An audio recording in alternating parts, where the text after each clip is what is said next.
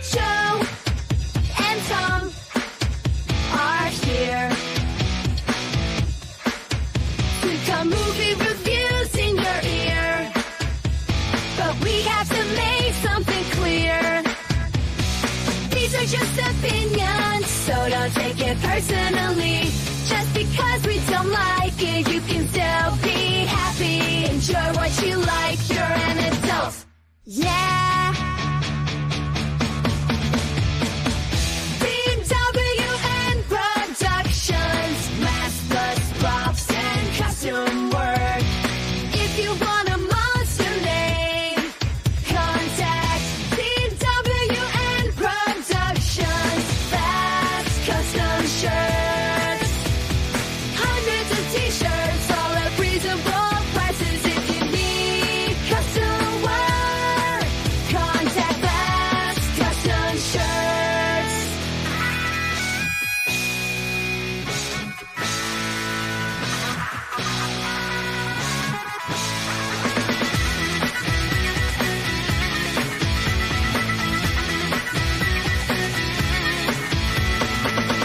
Grab a cold one and get ready for the show. It's intended for mature audiences because we kid and joke.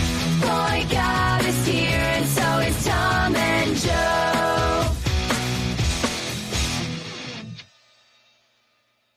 So I thought maybe if we start out talking and then transition into it, it won't be such an awkward thing. We'll see how this one goes. Joe, how is ya?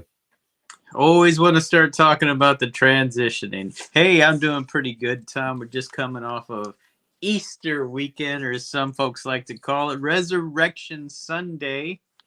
And, we had a blessed time around here, Tom. We didn't do shit. We went to a brewery. We had a brewery open up close to us, just a couple of blocks down. It's been open for like fucking close to a year and a half, but just hadn't made the time to go out there. And, I just wanted to get something to eat. I didn't feel like cooking that earlier in the day. And then it was like, hey, this brewery is open. Let's go check it out. And we did, and I had a pretzel, Tom, Well, That seems to be a popular item at breweries. I think it must be easy to make, I had that. Lisa had some nachos, I think. I don't remember what kind or what they had on them, but Did you try them? And did she go nachos? Yeah, I tried them. They're okay. Not what I would call nachos, but So they didn't have orange peels and shit on them. yeah, I didn't have beans and cheese, beans and cheese and jalapeno. I guess they did have jalapeno, fresh jalapeno, not the pickled variety. And then we came home, and then I read outside for a while, and then I cooked. I grilled up, I don't remember what the fuck I grilled up, but I grilled something. Chicken, I think. Yeah, not a ham, Fucking that's the thing on Easter, I guess, is white folks like to eat ham, It's kind of weird to me. It's like a slap in the face to the Jews. Like, oh, you don't believe in Jesus, huh? Or don't believe he was the son of God. Well, we're eating ham on this holiday. Fuck y'all. Ham, like, that's not a meal to me. I try to, what do y'all have? Oh, for Easter, we're having a ham. There's not even any artistry in making that shit. All you do is heat it up, It's like, oh, spiral cut. Yeah, I made a ham. No, you didn't. You just fucking threw that in the oven. Let the fucking heat do the work for you. Yeah. Glaze on Hey, it. Mom, I'm hungry. Mama, make yourself a sandwich. There's ham in the fridge.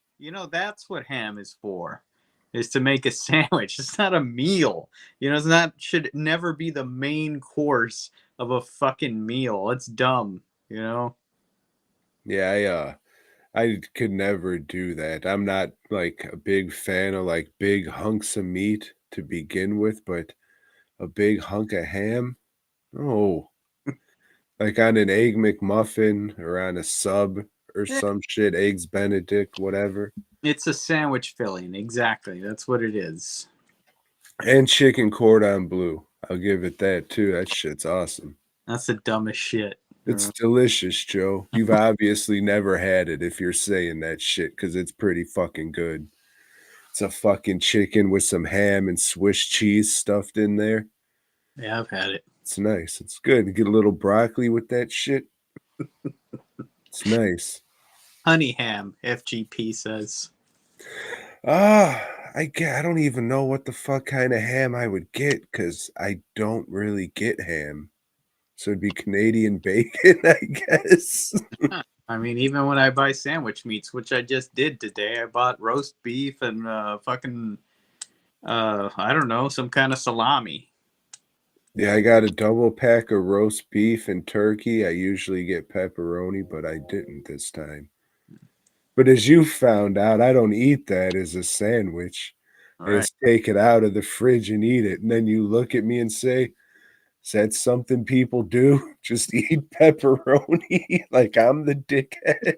Stand there with the fridge door open. No, they're the big sandwich cut pieces, man. Okay. That little fucking bag of bullshit. Go to the deli counter. Come on. Fuck Oh yeah. shit! So, How was your Easter, Tom? I know it's a big thing for you. Usually, you. yeah, I mean, usually it is, because it's like, oh, it's only 3 days a year that the family gets together and they all cook a meal and sit down and eat like traditional celebration foods, which I guess would consist of like a bird or a big centerpiece of meat, and then like mashed potatoes, stuffings, vegetables, like that kind of. Yeah. Not this year.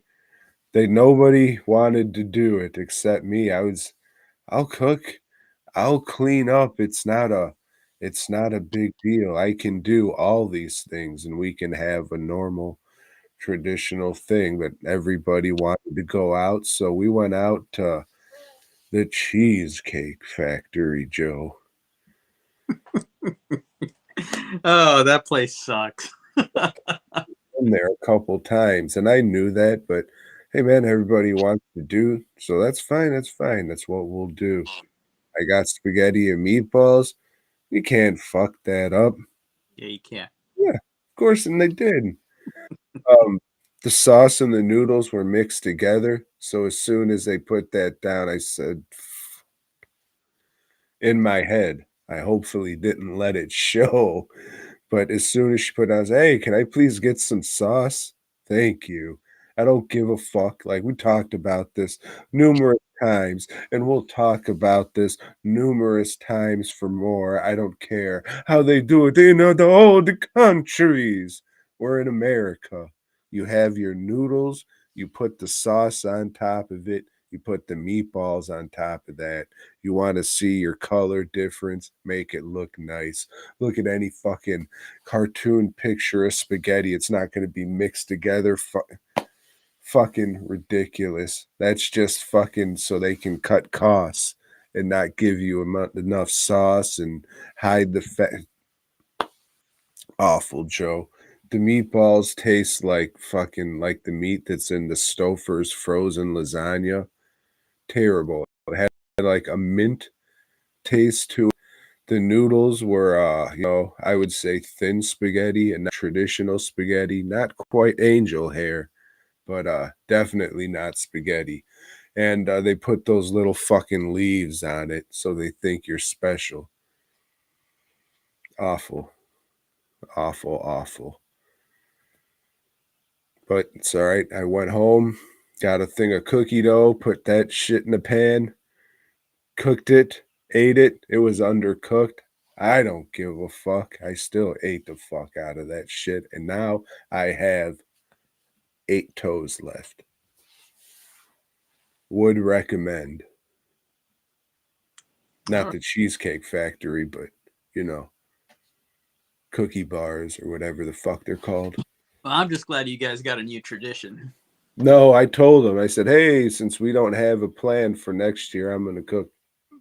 So now it's planned for next year. Because I mean, it's like 3 times a year. That's it. It's just 3 times a year we do this. It's not much. fuck? I don't know, Tom. I don't know. But that's it. Nothing else spectacular in the week. Just been working. Yeah, fucking last time we talked, I just a couple hours I was working on this and then I just had a panic attack out of nowhere. Or an anxiety attack, whatever you want to call it. Like for hours I was just walking back and forth, like trying to calm myself down. Sat down on the sofa, just trying to hang with Riley. Dog come up to you and be like, hey, it's a she didn't give a fuck. Mm-hmm. So I just had to wake Lori up so she could talk me down and oh fuck. But everything's okay now. All right. Yeah, and then just working. Today, not much. It was like a lot of trimming and patching and Dremlin day. So tomorrow will be the last of the 50 3.0 fucking forever faces for Gods of Evil Rise, the new Ala Zulalu album. So shout out to everybody who got one of those. Hopefully the record company gets them in time and ships them to you in time for release date because I've been busting my ass to get these done. And shout out to Corey because he helped me out so they could get done in time. He's the real MVP. I agree. So for all your electric needs, go to Corey while you can. All American Pro Electrical, LLC. Yeah. In Gaytown, Texas. Don't laugh at that, Joe. I seen you starting to smirk. Fucking prick. I see somebody moving in the TV. Who's moving back there? Elisa and Aubrey just got home. Hello. Oh, hello. Yeah. Yeah, so, yeah, that's it. And I know you watched a lot of movies, Tom, because that's what you do. Joe, I didn't just watch a lot of movies. I watched only the best movies. All right. All right. But before I get to one of those, how about you tell us about something you watched? Let's see. I watched Count Dracula's Great Love. Have you heard of this one, Tom? I have. I was scrolling my phone today and I said, oh, Joe sent me a text.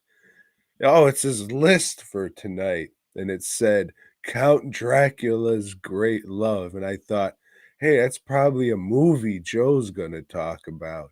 Yeah. So, yeah, I heard of it. So this movie, I guess it's what the fuck's the guy's name? I don't even remember his name. This guy, like Paul Naschy? No, it's not Paul Naschy. Yeah, maybe it is him. Okay, like he did a lot of movies in Spain and Italy and France, and who gives a fuck, And there was a time, I guess, when Best Buy was big, that different companies were releasing all his shit. Not so much anymore, unless you happen to be named Vinegar Syndrome. So this was a Vinegar Syndrome release, Tom, or as you call them, all VS. And would you believe that it had a slipcase? Yeah, I would show it to you, but I already took it to the shop, slapped the sticker on it, boom, and it is going for this for sale thing, bin or box or whatever I have. I had 2 copies of this for some reason. One with a slipcase, one without. I threw the one without into the slipcase, so now it's like, hey, this is a brand new fucking mint type thing, $50 because it's got a case, you see. And it's about some hoes, Tom, that are riding in a carriage. They're going through the forest. They got one guy with them, and would you know it, that goddamn carriage loses a wheel. That wheel just fucking comes the fuck off. So a carriage with 3 wheels, Tom, that ain't worth a shit. That ain't going nowhere. I mean, horses are strong, I know, but that's kind of mean. So, hey, well, luckily there's a castle nearby. They go to it, and there's a guy there, and he's like, "Oh yeah, come on in. That's fine. That's Paul Naschy, Tom. Paul Naschy." And well, shit, there's some weird shit going on at night, Tom, and all these women's are getting seduced one by one and turned into vampire women's. And what happens after that? I don't know. He's trying to seduce one of them. Only one of these hoes is a virgin. And he needs a virgin to fall in love with him and willingly want to become his undead bride so he can resurrect his daughter or sister or something that doesn't make any goddamn sense, you know. And but he develops feelings and figures, oh, I can't let you do this, and he kills himself or some shit. And the end. And it's stupid, you know. It has one of these things at the end where it's just like the time lapse, you know, where his skin is like starting to fall off and shit, you know, as the sun is coming up and everything. It's boring. It's lame. This fucking Paul Naschy guy.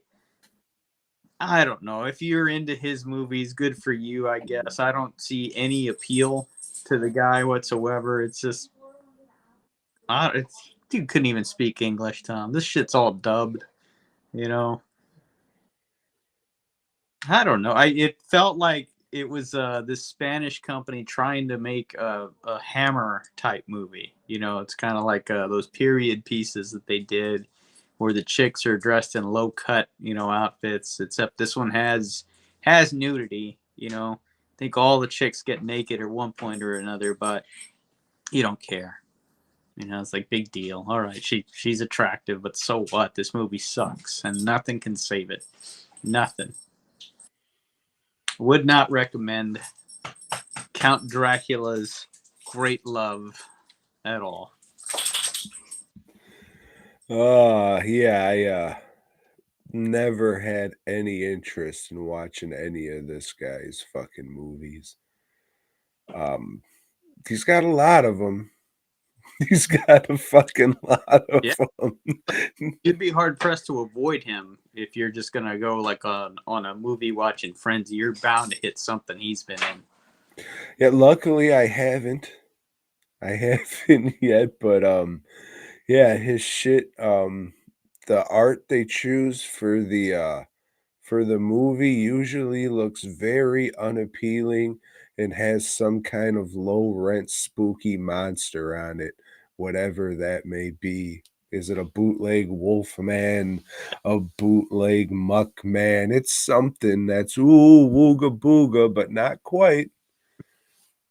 Yeah, I could just never bring myself to watch any of that shit. I think I did watch one where he's a wolfman, and that wolfman looked awful. Yeah.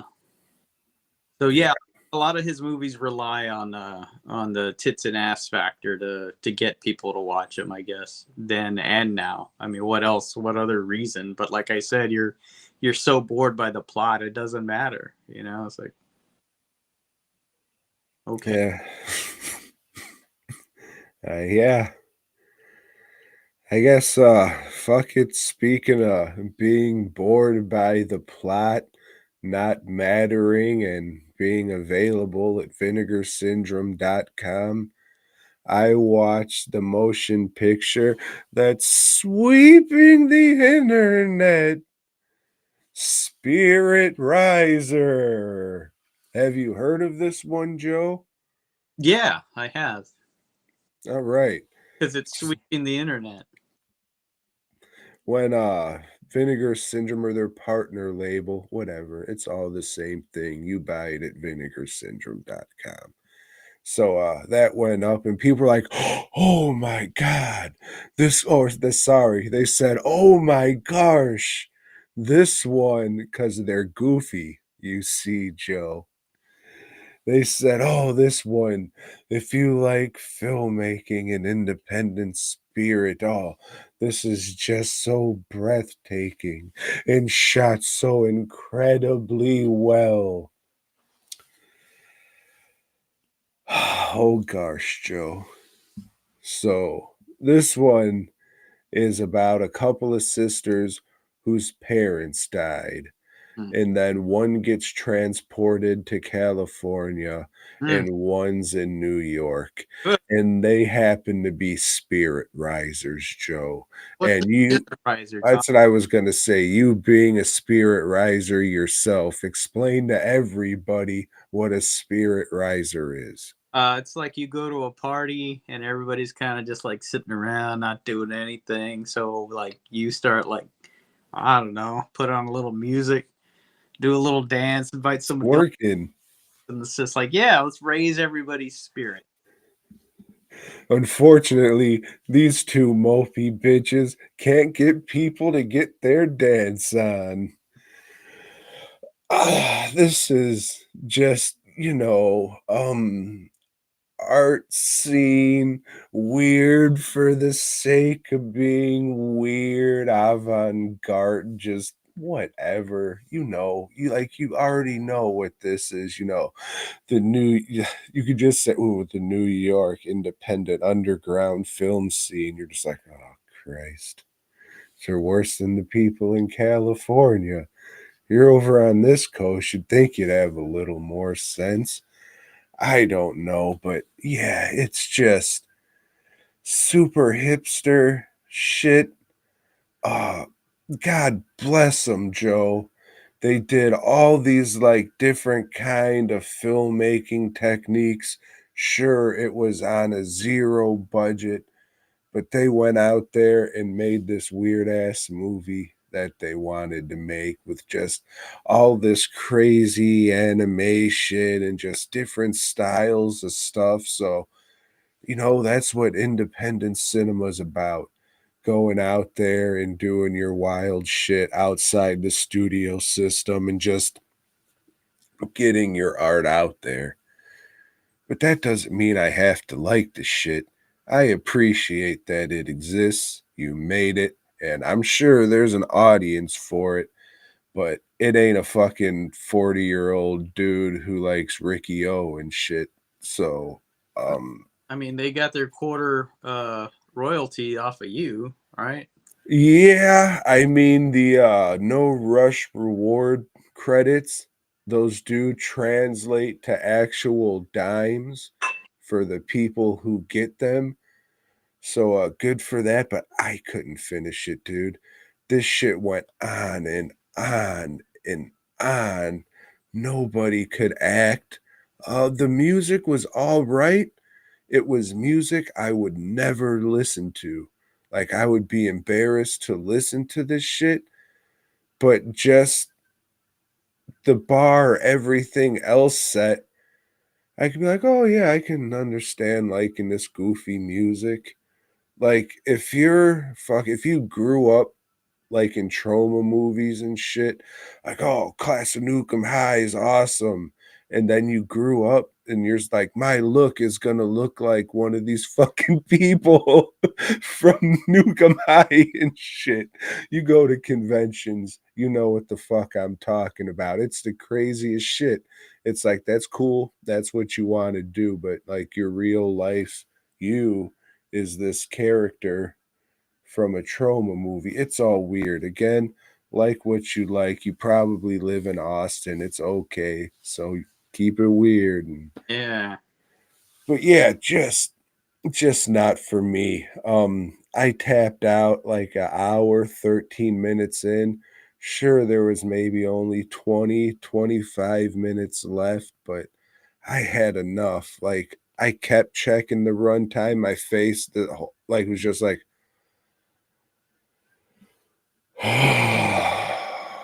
and I was like, enough is a fucking enough, Tom. Like, the ending isn't gonna blow you away. This isn't gonna be The Substance where a big wooga booga monster pops out at the end and made it all worth it.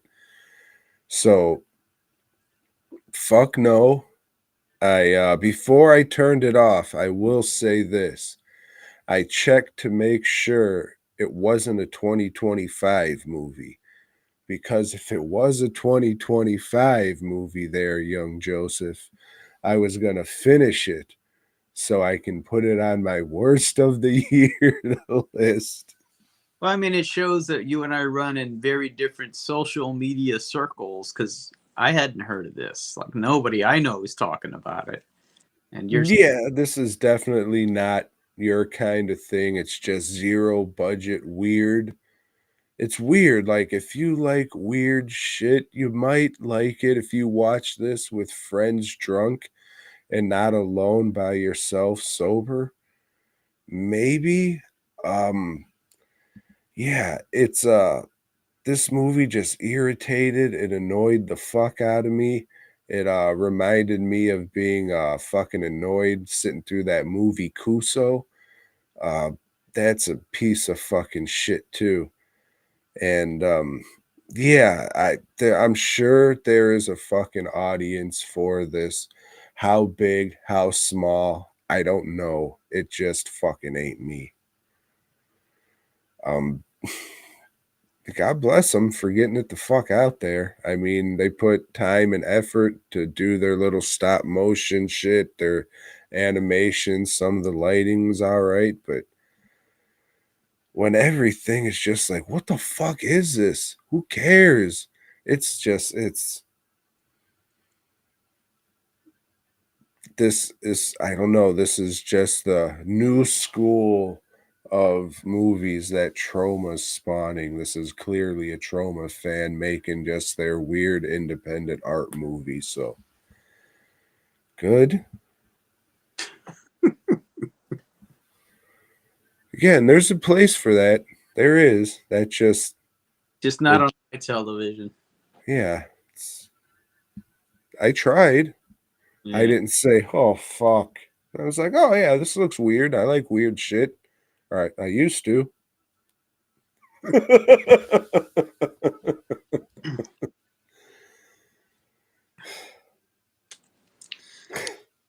Well, Tom, Just if you're gonna go on the news, don't dress up like a clown.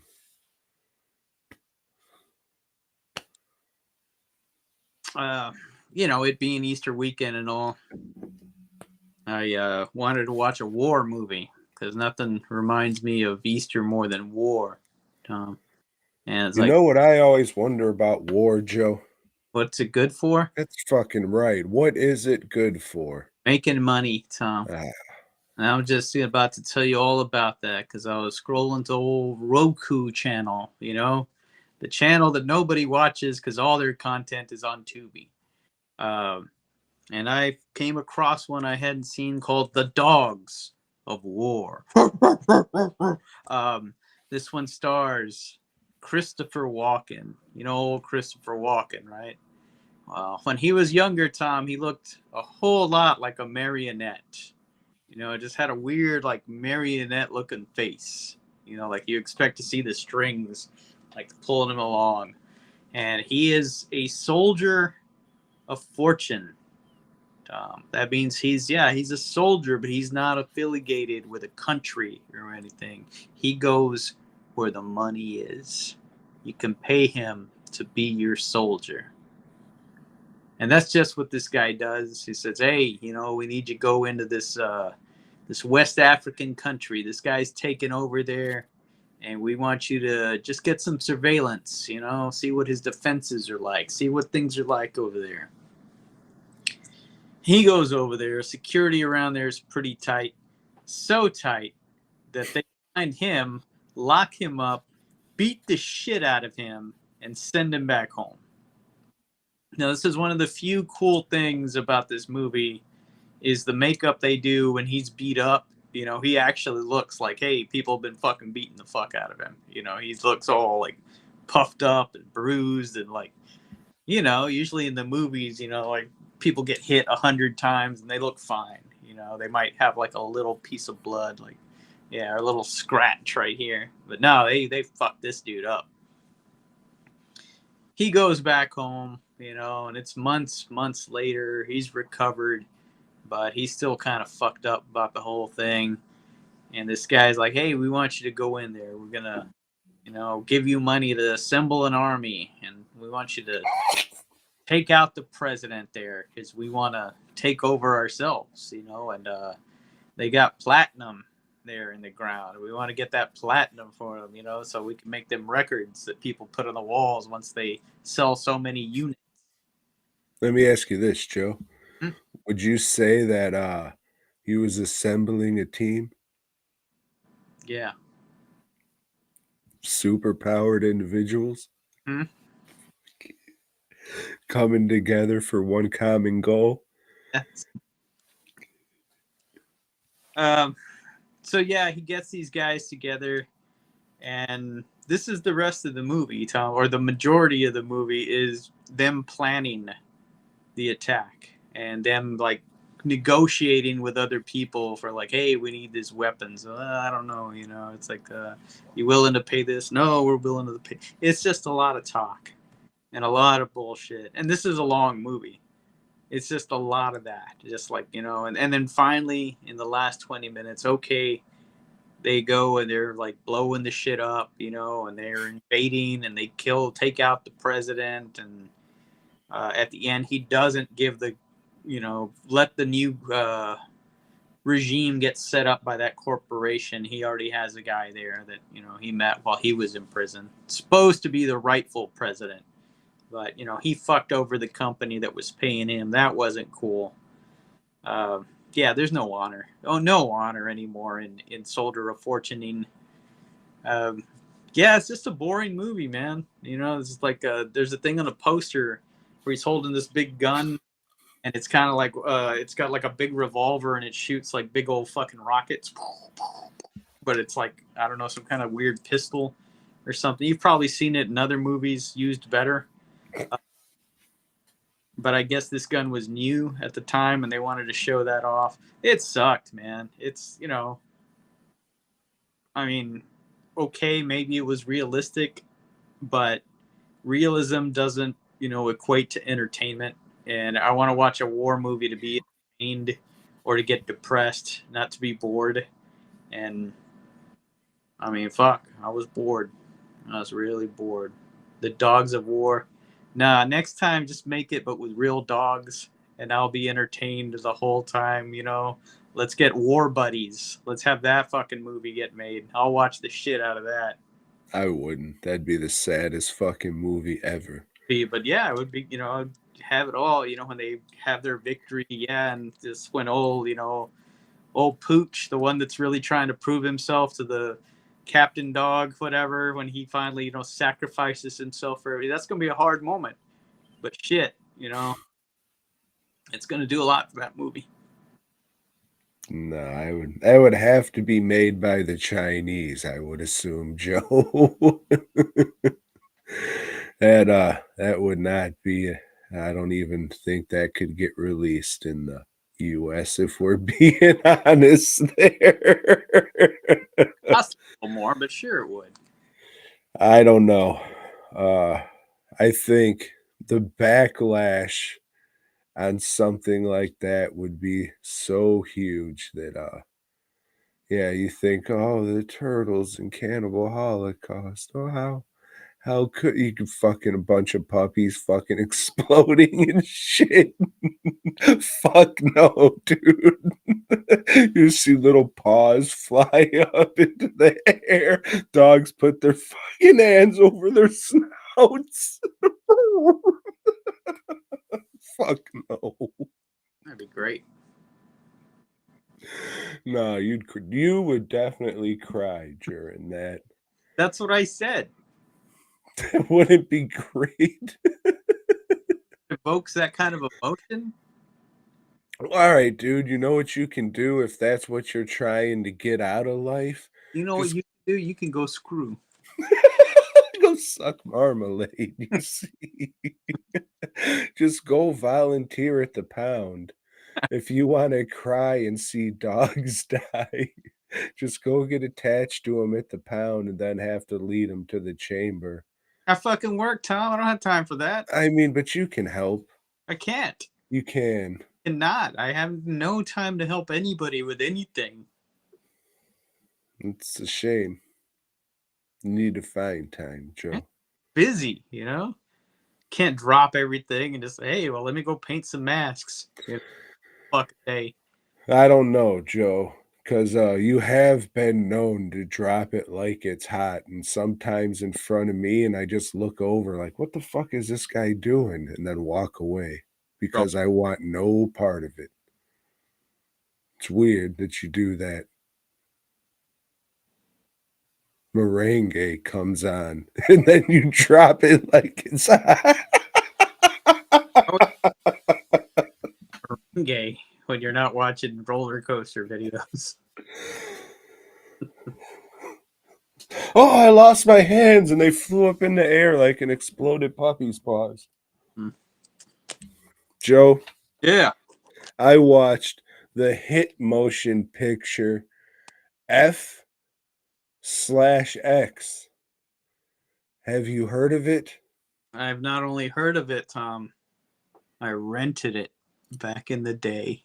On VHS? The VHS. In one of those Chris, clear plastic container things. let me ask you this before we get ahead of ourselves, Joe. Were you kind? Oh, always. Okay. Just you gotta ask, you know. I mean, one thing that I always do is I try to slip in a penny inside the case, inside the. No, I understand. Like the music you listen to. So this one, Joe. The greatest effects person to ever effects. What effects does he do? That's all of them. The corner. Yeah. It's all done with mirrors, they say. A little bit of smoke. So this guy is hired by the cops, the pigs, the FBI, some kind of somebody, and they said, hey, we got this WAP, and he's in witness protection. He was made at one time, but now he wants to spill the beans to save his hide. So we need you to do some of that fancy motion picture stuff to make it look like he's assassinated. But Joe, the cops are crooked, and they set this effects guy up. The setup. And he really assassinates that spaghetti twirling wop, Joe. Or does he? Find out in the hit motion picture F/X. It was pretty good. Like it's I don't want to say quaint, but it's definitely a throwback type movie. Brian Dennehy was pretty good in it as this cop who's trying to figure everything the fuck out. He's usually good in everything he does.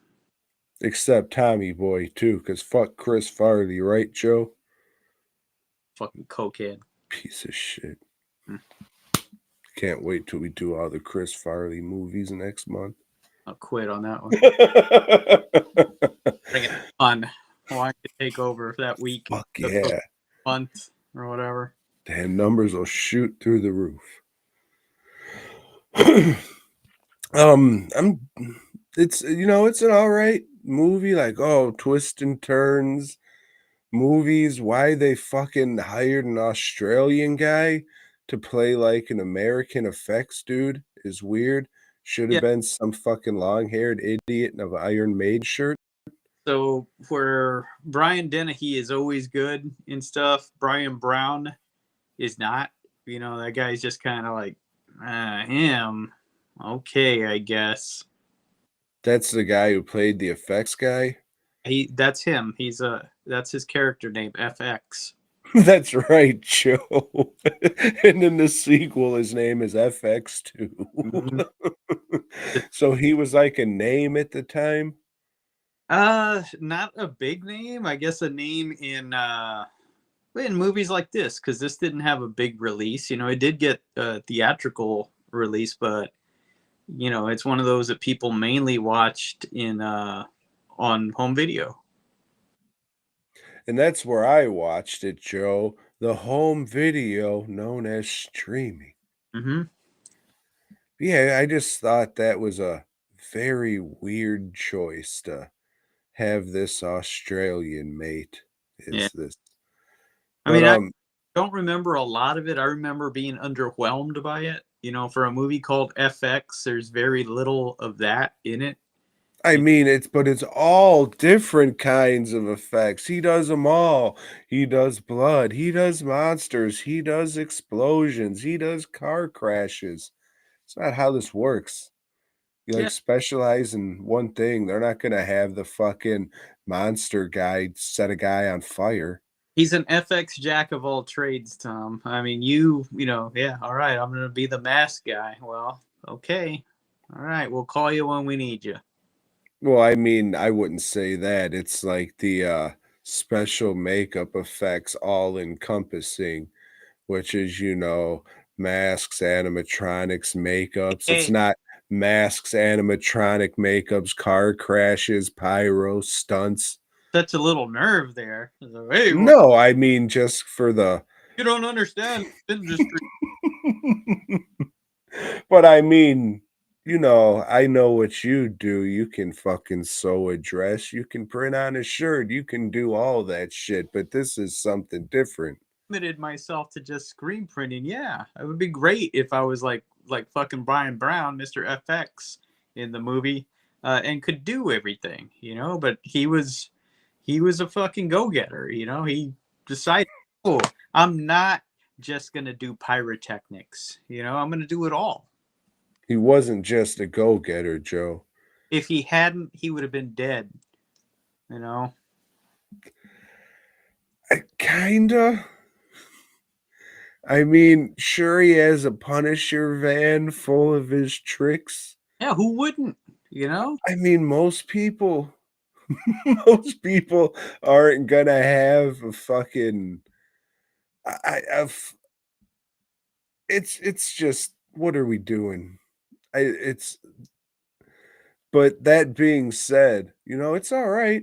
I liked it. Like, I was watching it, I'm just like, "Man, I bet Steven loves this thing," and then he replies, "Oh, man, I love this one."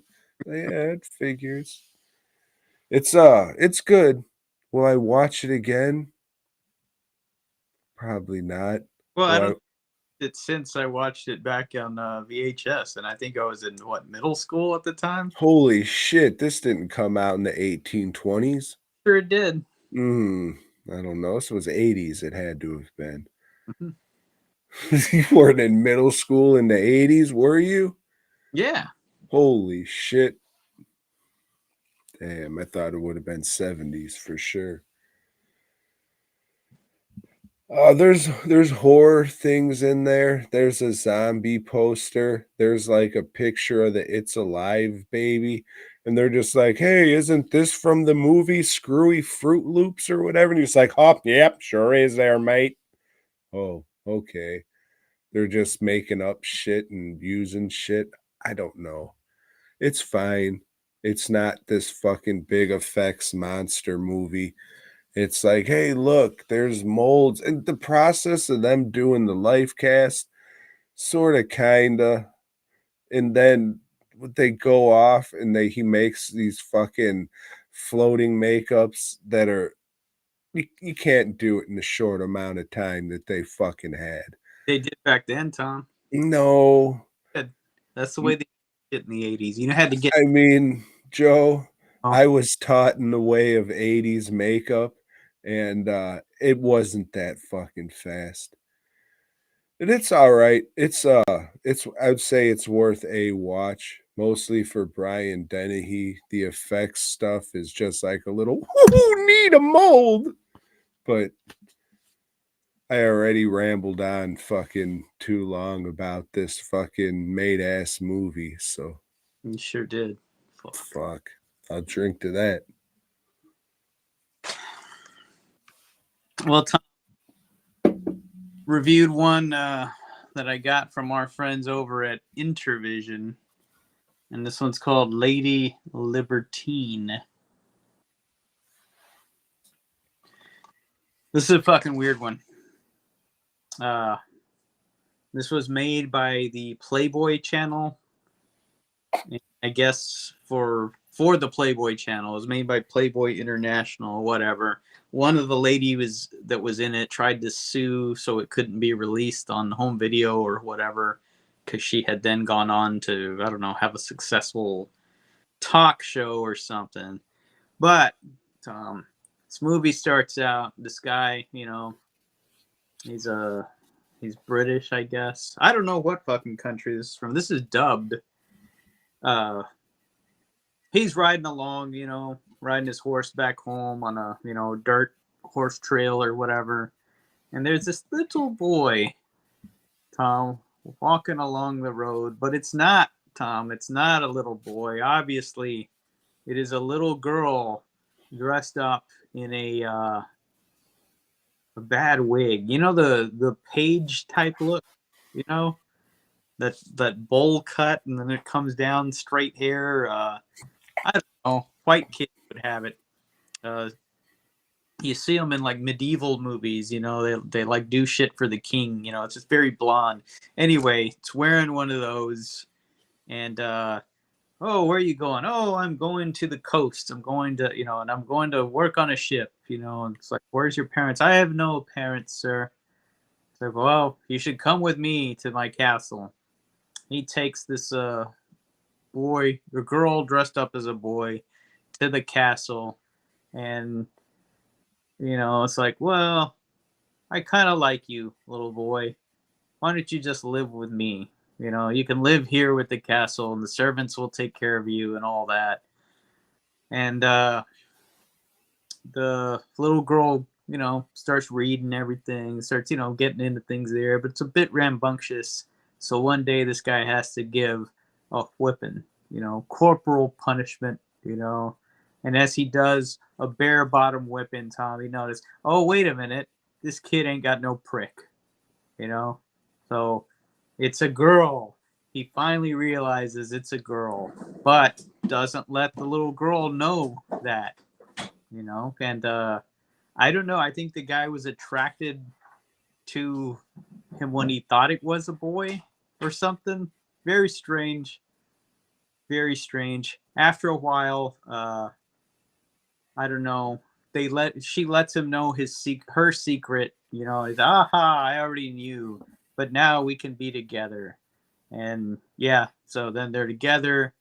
He sends her off to stay with this mistress that he has, so she can learn, you know, the I don't know etiquette of a woman or whatever, or a whore, because this lady is pretty much just a whore. And she tells the secret of, yeah, after her parents were killed, the orphanage sold her off to this other lady, and that lady just had a whorehouse there, and she ran off. You know, she didn't want to be a whore, so good for her. But now she's in this weird relationship with this guy that's into kids, and but I guess, you know, since it's set in the 1600s or whatever, I guess, you know, they were 13 was of age or of consent or something. I don't know. It's odd. It's an odd movie. She's not played by a kid, but you know, it's still like, hey, this is supposed to be a kid, so this is kind of fucking weird. Uh, then some other guy starts hitting on her, and the main guy, he gets all upset, you know, and she's like, well, no, I'm not into this dude. Oh, so I gotta whip you again, because that's what he's into, you know, just hitting her with the switch. That's what turns him on. And then after that, he says, I think we should get married. The end. Yeah, that's all there is to this movie. It's, I don't know, Intervision. Um, You watched this whole thing, huh? well, I had it on.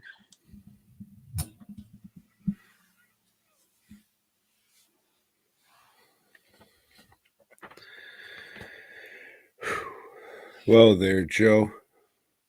Speaking of Intervision, I watched a documentary called The Mancunian Man. Have you heard of it? Yes, I've seen it being promoted. I hadn't ordered it like you, though. Still on the fence about that there, Joe, but We'll get into that right after I burp. So this is a documentary made by that bloke Jake West. He made such hit motion pictures as Evil Aliens and Doghouse, two movies which you have never seen. However, I think you might like Doghouse. I think he's made something I've seen, but anyway, who cares? Anyways, who gives a fuck, Joe? We're here to talk about the Mancunian Man. And contrary to popular belief, it's a man from northern Mancune. You know where that is? No. Somewhere in Matesville. Hmm. So this fucking guy started out as a singer, and he had a song on the hit motion picture, one of your favorites, Dawn of the Dead.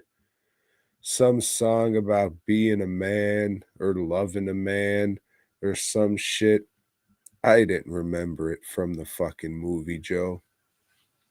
So, anyways, this dude had some success, a monochrome of success, some would say, in the old singing world until he made something that was too close to a James Bond song and lost it all.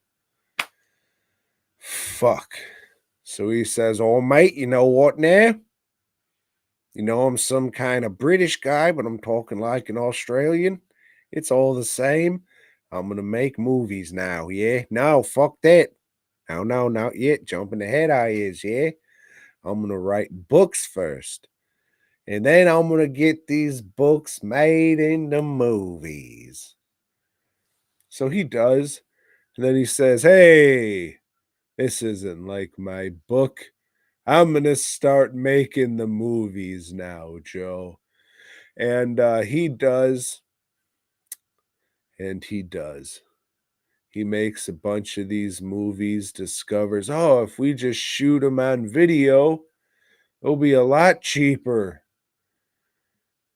Sure, you won't be able to see them as well, but they'll be a lot cheaper.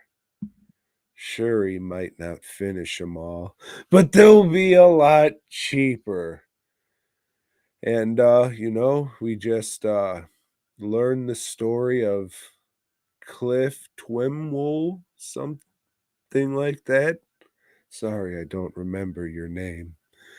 And yeah, it's okay. Maybe if I knew something about this guy or I've seen his movies before, I might have got more out of it. But it was a guy who wanted to make movies, and gosh darn it, he went out there and made his movies. It was okay. It was well put together and everything. But again, if you don't really give a fuck about the subject or the subject matter, it's like,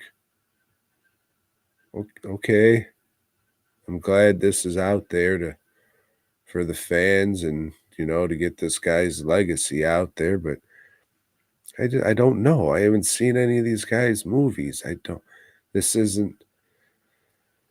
So I watched one of this guy's movies, Joe, his most famous or infamous movies. G.B.H., also known as the date rape drug show. Have you heard of it? The drug, yes. The movie, no. Oh. Because you're an American, you see. Mm-hmm. So old GBH, what is it?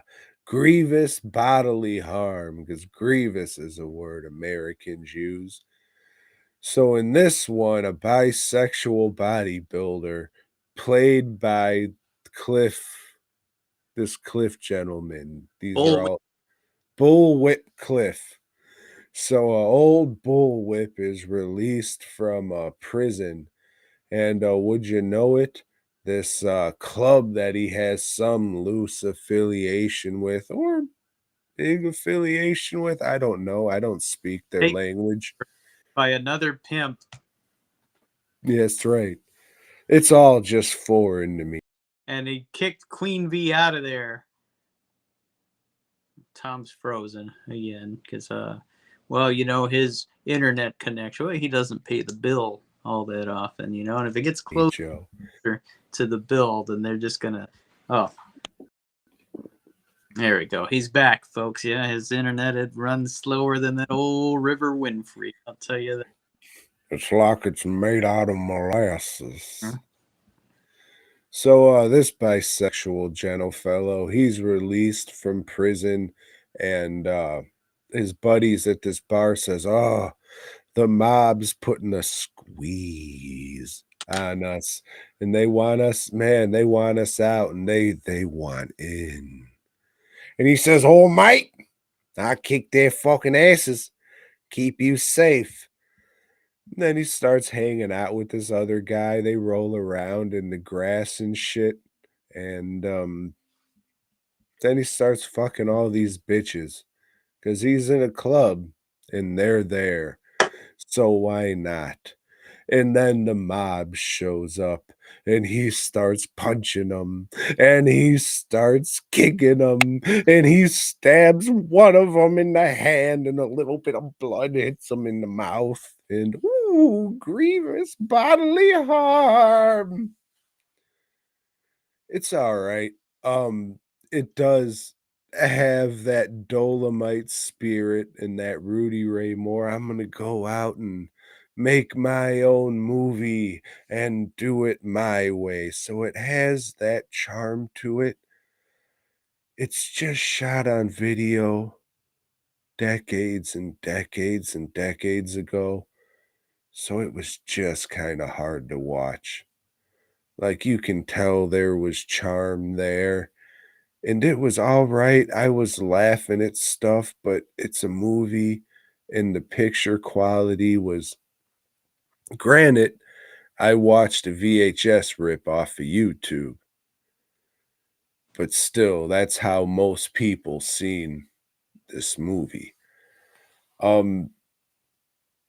I might be interested in watching more from this guy. This isn't like the other company where we go, oh, the fine folks.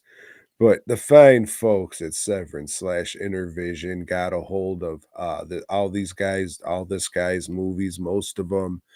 I assume they cleaned them all up and got them looking as good as they possibly can. So when I see or hear some reviews about this, I might pick it up because it seems like there'd be some funny fucking shit in there because, like, they're trying to make movies, but God bless it, this guy loves his fucking steroids and partying. So sometimes, Uh, you know, that VHS, you can only clean it so much. You know, it's not like the elements, as they say. We got a hold of the elements. There's one element. You know, for sure, it's like if you grew up watching this, I don't, that's, never did. if, yeah, I mean, if you've seen this guy's shit, then I'm sure this collection will be great, but there's definitely some stuff there. It's just, there was a couple that looked like they were shot on film and you could see them better, but just these days, I don't watch much anything shot on video, so Well, what's great about this review, especially, is that as you were talking about the quality of it, you were jumping around like Max Headroom or Frozen, and your voice was still going. So, yeah, it's like, oh, this prick's talking about how bad shit was back in the day. And all FGP wants you to review Frozen, I think. Or maybe he was just talking about you, Tom. You were frozen. so cold. Mm.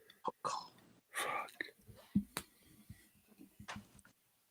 Hey, Tom, you know, I talked about old Lady Libertine. The thing with Intervision is fuck it. Not just one movie, they'll give you two. So they got old Love Circles on here.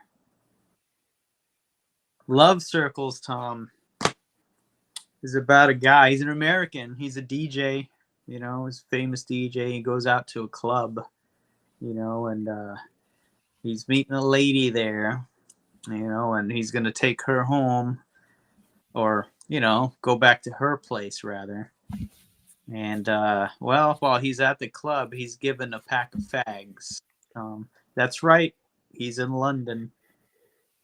And for those of you who don't know, that is tobacco, cigarettes, and also in London, a flashlight, they call that a torch. Wait, what? Mm-hmm. So different things, He takes the fags with him, and he takes the girl with him, and they go to her place, and they do some screwing, and she takes off in the morning. He doesn't wake up. She takes his money, gets in his wallet, and takes his money and takes the fags too, Tom. And people are waking him up. Oh, it's a furniture store that he was in all night, Tom. Oh shit, she set him up. Then it follows her, and then she meets somebody, fucks them. They take the fags, and then they meet somebody and they fuck, and that person takes the fags, and it just goes all around the world, Tom. And then it gets back to England, merry old England, and it sucks, man. This is supposed to be, I guess, a sex comedy. It's supposed to be funny, but it's not, and I was like flipping through a comic book or whatever, looking up, wasn't giving it my full attention. Maybe it was good. Now I'm just a prick for not paying attention, but I couldn't because it was boring. It was fucking lame. This was another one that was made for the Playboy channel. And man, I'm thinking if you had the Playboy channel, you must have been disappointed in a lot of their content, because this just sucks. What else? So there was one woman in here that I thought was really, really attractive, and she's very much at the end, and it's just kind of like you look up, oh wow, yeah, she's got a body on her. All right, I keep on doing what I'm doing. I can't recommend this set unless you want to buy it for me at a convention or something, because I will have it there. Yeah. Nope. Not good, Tom. Let's see, what kind of special features? It's got a special feature. These are both directed by the same guy. Lady Libertine, I'll tell you this about that. They spent some money on it. It's the sets that they use, they used an actual castle, and the costumes they use. That doesn't mean shit. Charles Band used an actual castle for that castle at the time. No, that it's just everything in this Lady Libertine looks good. It is shot like a fucking major motion picture. It's not good. It's a terrible movie, but man, they threw money into it for nothing. And I got to thinking, with both these movies, what was the return on movies like this? They threw money at them to get them made, a lot more. I mean, they were made for the Playboy channel. They were fucking paid from subscriptions. You know what I'm saying? They were already paid for. They were made specifically for the Playboy channel. So they said, hey, here's your budget. This is going to be ours, and this is what you'll get paid. You fucking divvy it up however you want to, production company making this. So it's like work for hire, like the comic companies do and shit. Yeah. Okay. All right. Well, that's what most movies are. Well, I mean, you're just working for a bigger company. Well, yeah. No, I'm thinking the companies, where's their back end money? Like Playboy channel? Or anything like this. But I mean, in this case, you're talking about Playboy channel, right? A lot of the stuff that came out that were, these were softcore films. They weren't porn. Porn had a return, because they were still going to do home video sales and whatever. Not home video, but selling the porn shops or whatever. But you didn't see a whole lot of that. It was just what, Cinemax was the only person. Well, I mean, because at the time, that was before the internet was huge, and you could fucking Google anything you want and see anything you want fucking and sucking. This is when people still had shame, you see, Joe. I don't know. I'm interested in learning a bit more on that industry, the soft core, and like what you know, like It's just like any other movies. how they would sustain themselves and make more movies, or it's just weird. It's Because people would subscribe to Cinemax because that's where they can get that shit, and it wouldn't be as shameful as going to the porn store. So all these people were subscribing to Cinemax, so they had that money to spend on these type of movies because that's what the people were coming to the platform to see. But since the internet came out and then you could whack off to anything you want, there wasn't a need for that anymore. Does that make sense? yeah. I still want to know more about it. I mean, that's so Fred Olin Ray, he'll chomp on a cigar for 40 minutes and tell you the exact same thing, but long-winded. And then we had Nicole Sheridan come in and be the ghost in the teeny bikini. Never seen that one. How is it? It's not good. I remember buying it because I thought it was a goofy horror movie. You Oh, did. this is just a softcore porno. All right, then. Why would you think it's a horror movie, you dumbass? Because it's called The Ghost in the Teeny Bikini. I thought it was like a cheap fucking, like, goofy horror movie. Granted, this was fucking years and years ago. Like, everything was coming out on DVD, so everything was just there, and, oh, you could find this and find that, but Oh, so you got yeah. the syndrome slipcase. No, I wanna say this was something probably like retro media. It wasn't Camp Motion Pictures, it was something like even below that. Well, I mean, Camp Motion Pictures is what it is, they put out fucking early Apollonia Brothers movies, Joe. No, you picked up shirts for them. Thanks. Alright, I'm not talking shit, I'm just saying they are what they are, and retro media is below them. So, yeah, I wanna say it was that, but I'm not 100% sure because this was years and years, decades ago now. You are So old. yeah. Fuck yeah, son. Fuck yeah. Well, Joe, I watched a faith-based movie. The hit motion picture from our friends who never got to grow up with us, Joe. Grew up. Grow up with us, Joe. The fine folks at Tokyo Shock. You remember Tokyo Shock. It seems like I ask you this every week, Joe, and never talk about a Tokyo Shock movie. I knew you would get to them because you have been on an Asian kick for about 2 years. A Saigon kick, I should say. Well, it's circling back around now, Joe, because even though I said this would be the week that I rewatch Riccio, it isn't. I watched this has two different names, and one of them's really fucking dumb. I want to say it's called Psycho Gothic Lolita. The original name might be Gothic and Psycho Lolita because they're dumb, you see. But before we get into this fucking bullshit, Joe, let me ask you this. You've been to conventions, all different kinds of conventions. I have. You know what a Gothic Lolita is? I do not. It's a it's a convention stereotype, mostly at like anima and comic book conventions. It's where you see these broads in these like goofy looking old timey puffy dresses. They're probably wearing a goofy wig with a lot of like frilly doily shit on it. Is that kind of ringing a bell? Are they wearing a top hat and a monocle, maybe? I mean, they could Uh, if that's part of their character. yeah, maybe like some peepee long stockings. Striped. stockings or something. Yep. Yeah. So it's that but Gothic. So it's like black and a little sad makeup line or something.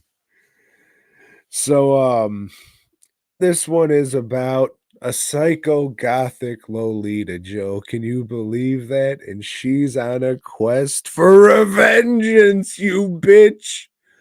Because this fucking cult, supposed cult, breaks into her house, kill her mama, make her dada a cripple, and leave her for death. So her dad survives. He's a priest now. She survives. She's a gothic princess Lolita now, or whatever stupid bullshit amalgam of words I said earlier. And she's like the penguin, Joe. Her weapon is an umbrella.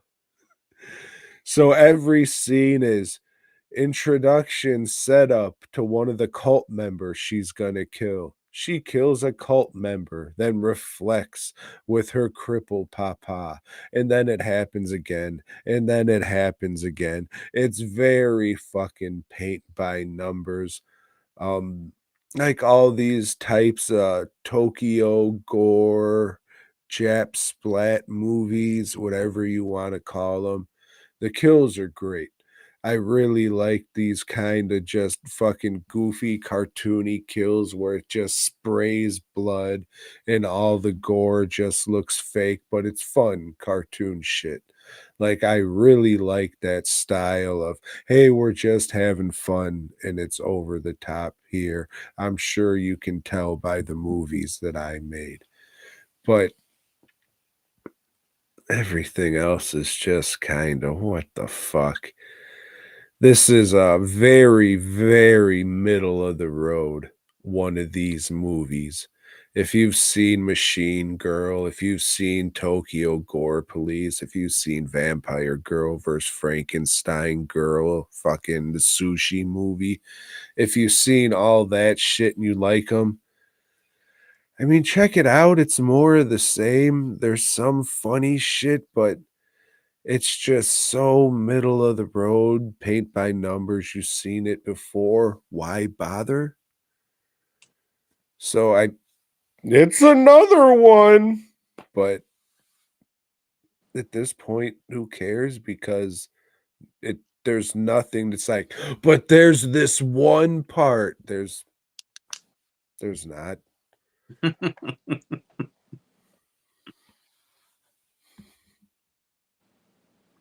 I'm sure at some point I'll get to the Machine Girl movies. They recently, in the last fucking decade, I can't remember when, but in the last decade, they came out with another one.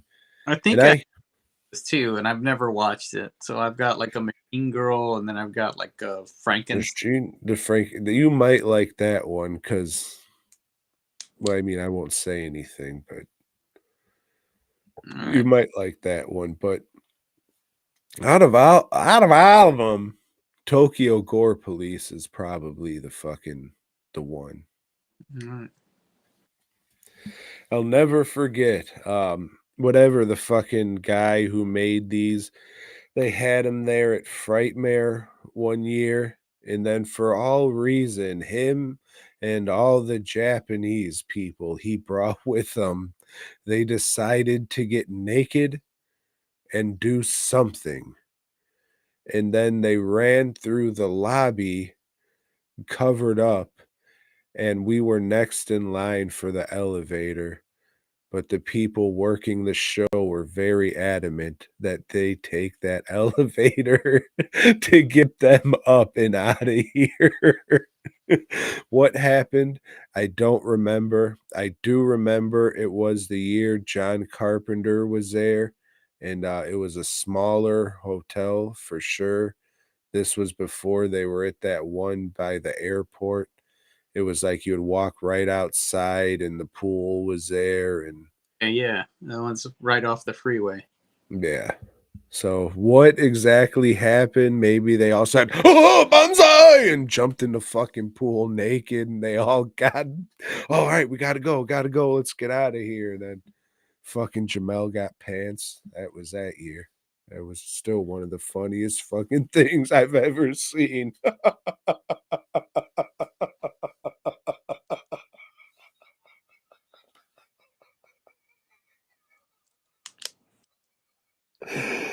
Oh shit. That was fucking hilarious. God damn, that was so fucking funny. Jamel was all foreskin that night. It was very cold.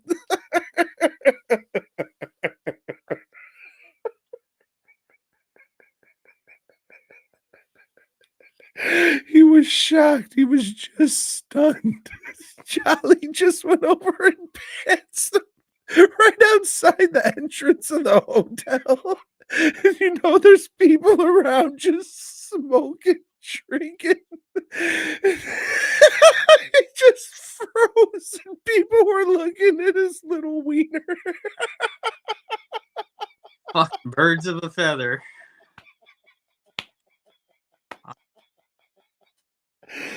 Oh, oh, fuck. That was so one of the funniest fucking things I've ever seen.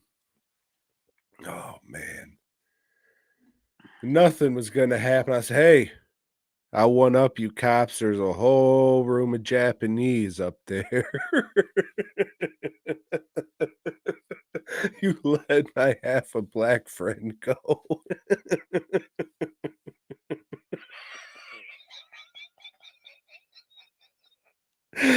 Oh, shit was so funny. But, yeah, let me make sure that that's all I got, and then I'm gonna grab another beer, and we'll fucking go on for another too long, Joe. Yeah, always. Always. Hey, so Tom is gone. Let me remind you to head on over to dwnproductions.net and check out all the stuff he's got on his website. He's got masks, he's got movies, he's got CDs. If you still have a CD player, I don't, then you can order this like I have, and it's still in the cellophane, making it a collector's item. I don't have a CD player, you see, or a Discman that I can use while I'm out jogging or anything like that. Yeah, I guess. Or you can just listen to it on YouTube. Fuck it, fuck buying it. Why would you put some shit out there for free and then sell it too? I don't know. Maybe he's a worse businessman than I am. But that's pretty hard to accomplish, but he's on his way towards that kind of success and longevity. Tom, welcome back. I watched a faith-based movie as well for the Easter holiday. It's called Revelation Road. Have you heard of this one? Fuck yeah. Earlier, I was scrolling through my phone, and I was looking at my texts, and I seen Joe sent me a text, and it was a list of all the things he watched, and I said, Yeah. Revelation Road. I think that's a movie Joe's going to talk about. Yeah. So yeah, I heard of it. Faith-based movie. It is a Christian action movie, and much like the independent horror films, the Christian movies, they pay like not big names, but names you may recognize to be in their movies to add a little credibility to them. And this one has Ray Wise, and Sting, but they use his real name, which I never knew his real name, and I don't even know what the fuck he looks like without that stupid makeup on. So I don't know what character he played, but he's Steve something. I don't know, Tom. I'm not a wrestling mark like you are. This is about a guy that he's a traveling salesman, Tom, and he sells bulletproof vests. because the world is going wild. He just goes place to place, you know, pops in businesses. Hey, you want to buy some bulletproof vests? No, okay, we'll see you. Well, at one place he stops, you know, a little shop owned by Ray Wise. Some bikers come in to rob the joint, and the guy just kind of freezes for a little, but then fuck, Tom, his instincts kick in because he's got a past, you know. He was maybe a soldier of fortune, or we don't know. We just know that he's a badass because he takes these bikers down. And well, he's got Ray Wise and his granddaughter's gratitude. You know, hey, come and stay at the house. Come and, you know, let's talk. You know, let's talk about Jesus. Let's talk about the Lord. And he goes, oh, you know, that's not my thing. It's not my thing.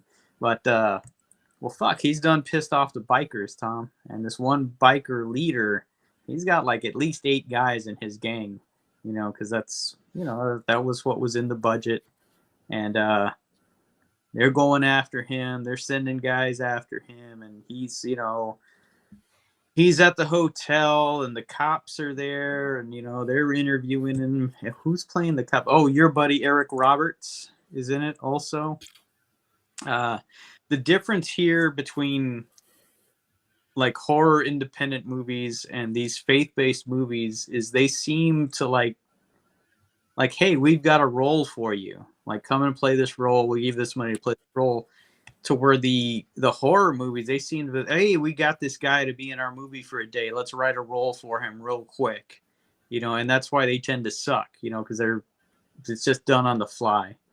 No, I wouldn't say, oh, we just hate this. I would say they have a role that says convention all-star. So it'd be whoever they can get. Yeah, okay, fill in the blank. I know. Yeah, it's a Mad Lib. Yeah, makes sense too. Well, shit, you know, the bikers go after Ray Wise and his wife, the granddaughter, and they're about to kill him. And other shit's happening. This guy's talking to his wife on the phone. His wife's very religious. Like I said, he's not, because he's got all this shit in his past, Tom. And God damn it, Tom, the rapture happens. Yep, the old rapture. I wish we all were ready. The great snap, Tom. Everybody's left there. Don't be blasphemous. Orb comes out, and that's to represent their soul, and orbs just fly out, you know, all over the world, even these countries that never heard of Christianity or whatever. There's orbs flying all over the place, and there's piles of dust left where those people were. And it's like, well, shit, what's going to happen next? Continued in part 2, just like a fucking Marvel Comics movie. Yeah, there's 2 more of these. There's a trilogy, and I guess I'm going to have to watch them, Tom. Because this wasn't bad. I mean, it wasn't good, but I've certainly seen a lot worse from a lot more reputable companies and companies with more money. The action in it, what little there was decent. The main guy, I guess he wrote and directed it, of course. You know how these vanity projects are. I guess he makes a shitload of these Christian movies. And his wife, I guess, is she's part of this biker gang, and we don't know what's going on with her. Maybe we'll find out in the next movie. I mean, his real life wife, you know, she's in all his movies, and she's one of these mannish looking guys that I guess a lot of guys are into now.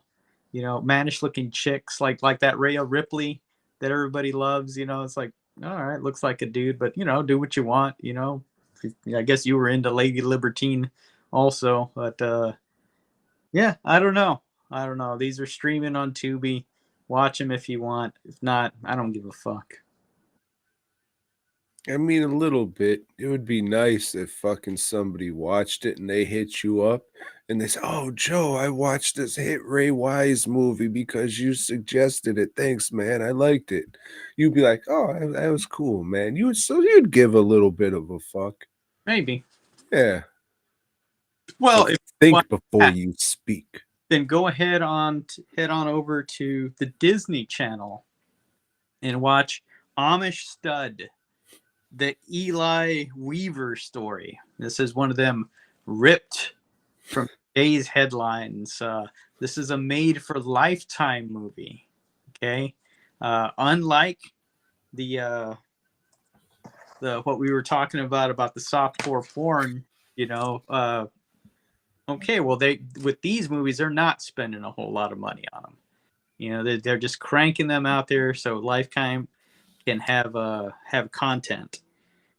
But yeah, this is based on a true story. This is about a guy that an Amish guy that I guess just got tired of the Amish life, you know, and set up a website for himself. Like, hey, would you want to be with an Wait, Amish? what? Yeah, yeah. He didn't give a shit. He had a cell phone. You know, he did website stuff. A lot of the Amish do now. They drive cars and shit. They'll go and Do they? yeah, Do they? dude, to go work on houses and shit. They How? like, I don't know. I think that's totally against the Amish way of fucking life. well, what the So fuck? they're not Amish anymore. They're just people. Rich is in the chat. Hey, Rich, do the Amish go and drive around in cars and shit now? And have cell phones and set up their own fucking websites to get their fucking pricks pulled. Use power tools and stuff. But okay, so in this movie, Tom, yes, he sets up a website. You Is know, Rich Amish? be with an Amish guy, and then he gets chicks that do. You know, and with some of them he's sleeping with them. Some of them he's using them for money. With others, it's just like for companionship. He's just trying to get away from his wife. He seems to hate his wife because his wife won't go down on him. That's a big thing of a point of contention he has, you know, that she won't submit to him is what they call it. And finally he convinces one of the girls to kill his wife.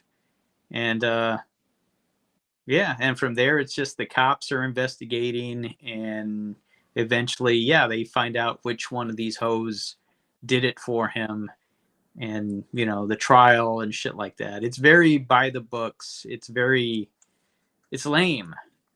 It's they put very little effort into these movies. This is the first one I've seen in a long time, but I can't read that and it's fucking backwards. Yeah, it's just not a good movie. It's very cheap. The acting's horrible. Yeah, it's awful. Rich says, I've seen Amish drive a truck to the farmer's market. Lots of Amish in PA and Ohio. So Google says no. Most Amish people do not use cars. They primarily rely on horse-drawn buggies for transportation. Some may also use scooters for short distances or hire drivers for longer journeys. Yeah, well, FGP says yuppers. Well, I mean, he's a former ghost president. He's not the current ghost president, so I don't know.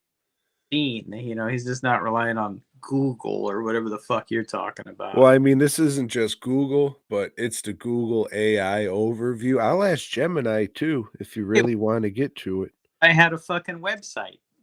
Oh, fucking Tom. No, I'll ask him. It's all right. It's all right. I mean, you want to slow down an already fucking boring show. No, it's not slowing it down. It's making it better. Believe me. All right. I'll do cars or trucks. Just, to be fair. Go ahead and do cell phones too. So we'll see what's going on. Give it a couple seconds. It'll kick something back, and then we will find out. All right, here we go. This is a lot. All right. The answer to whether Amish people drive cars or trucks is not a simple yes or no. Oh, shit. Here we go.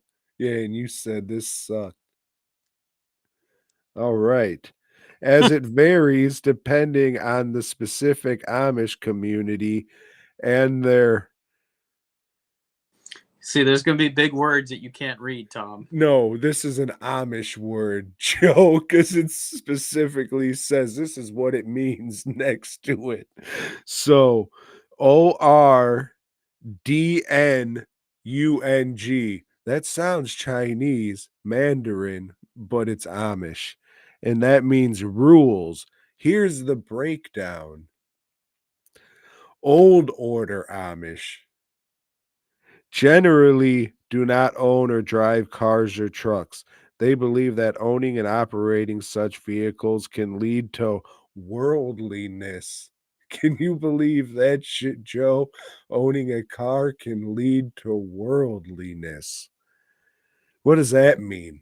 Wait a second. Holy shit, the Amish suck, dude. So they think it can lead to worldliness, individualism, and weakened community ties. It's a cult. It's all religions are fucking cults. The primary mode of transportation is the horse and buggy. The style and color of the buggy can even signify which community the family belongs to. For longer distances, they may hire non Amish drivers with a car or vans, or they may travel by bus or train. So here's the new Amish. This might be what you're thinking of, the ones with the websites. So the new Amish are generally more open to modern technology, may use cars and trucks, but often with restrictions. For example, Joseph, they might not be allowed to own them personally. So it's like when a Jewish guy says, "Hey, man, can you do something for me on the Sabbath so I don't go to hell, but you do?" That would be great for me. I thought you were going to say they could only drive standards and not automatic. Yeah, right. I didn't finish it, so we'll see. For example, they might not be allowed to own them personally, but can use them for business or with hired drivers. So maybe if you've seen them drive in the markets, but So in this movie, this guy did get rides everywhere. He didn't drive himself. And he had his phone and website on the sly because he didn't want to get banished from the community and lose his house. how would the towers even fucking reach over there? Well, I mean, how would anybody fucking know? You know, unless they saw him. Like, not they're gonna get online. I mean, you would see like a weird glow from a pocket or a pillow, or hear like a weird fucking doo doo doo doo doo doo doo doo doo. Oh my god, they heard my alarm that I said. They would just think it's the rapture, and nobody got taken. Maybe. They all start pulling guns and popping their tops off. He did a gun shop. That was his job. He had a gun shop on the fucking Amish reservation or whatever they call it. Well, they're not Indians, they're Amish. Compound. There you go. But Joe, there are exceptions. So let's hear the exceptions. And Mr. Former Ghost President, no cell phone, so no Uber. They just have to yell, "Hey, I need a lift." Rich, See if- all the farmer Amish girls, the Amish girls at the farmers market have big man hands. Well, I mean, they have to pick all those fucking potatoes. I guess so. It's evolution. Mm. They grew from hooves. In emergencies, like medical situations, the rules may be relaxed. Maybe. What kind of god is this? And an Amish person might be driven in a car or even drive themselves. How would they know? How would they know how to use the car unless everybody's lying? If Michael Myers can drive a car, so can the Amish. Well, I mean, they didn't want him to feel left out. So, all right, Michael, we'll get you your learner's permit. We'll take you around the asylum a few times and I'll get you a permit. You'll go around the asylum 6 times. His So, light for the eye color devil's eyes. so black. Get this, Joe. During Rumspring Opera Rap, a Yeah. period of adolescence, Some really Amish youth smart may you. have access to cars before deciding whether to join the church and adhere to the Ordnung. The Ordnung. How would you say it, Joe? That fucking Mandarin word. Arnhem Is it? Oh, because I said it in the movie. I'm guessing, right? Reinspringen.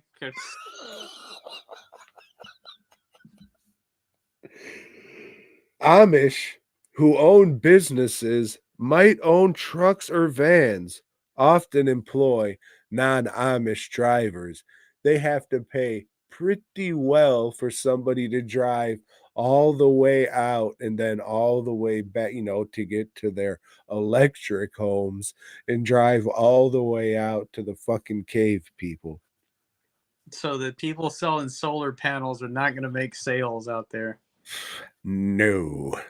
Hey, but okay, so like Rich and forever Ghost President, you guys seem to be more in the know of it. Are these good people or are they a bunch of pricks? Answer at your leisure. Well, while we wait for that, Joe, let me give you the summary, which I guess we could have just skipped to. Yeah. In summary, most older Amish do not drive cars or trucks as a matter of their religious beliefs and community practices. However, they do have ways to travel longer distances, mostly on broomsticks. Most The New Order Amish tend to have more flexibility regarding the use of modern vehicles. Let, let me ask old Gemini this. Do the Amish fuck? Question mark. Rich says they are awkward, but nice. But nice. You ever met a Ishmael? All right, hold on. Oh my god, dude, this is even longer than the fucking Well, like I guess they do, but I guess like really vanilla because like that was what this dude was all upset about. Okay, hold on. Is Hold on. go down him. She would not submit. Joe, perfect. I'm going to read the first two lines and then you tell me, okay? Yeah. All right. So, three lines actually, because I'll repeat my question again. So, my question was, do the Amish fuck? The response, yes. Amish people do have sex. Here's a more detailed explanation. Of sex? So, my question to you is, Joe, would you like me to keep going or did we get our answer? I think you have to keep going. You've committed. There's a lot. Fuck. With marriage, the Amish view sexual relations as natural and an essential part of marriage, primarily for procreation and also for the bonding and intimacy of the married couple. Premarital sex is strictly forbidden within the Amish community, considered to be a serious sin and could lead to beheading and such. Can lead to the shunning, if not repented bunding. What? Repented repented bundling. I'm just thinking that because I'm just thinking crazy people, so I'm thinking they're wrapping these fucking ladies up in sticks and setting them on fire. Repent. Throwing gas on repent.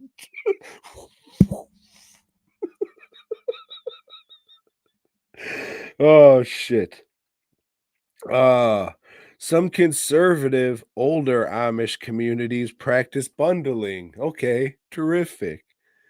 During their courtship, where betrothed couple may sleep in the same bed fully clothed, sometimes with a board between them.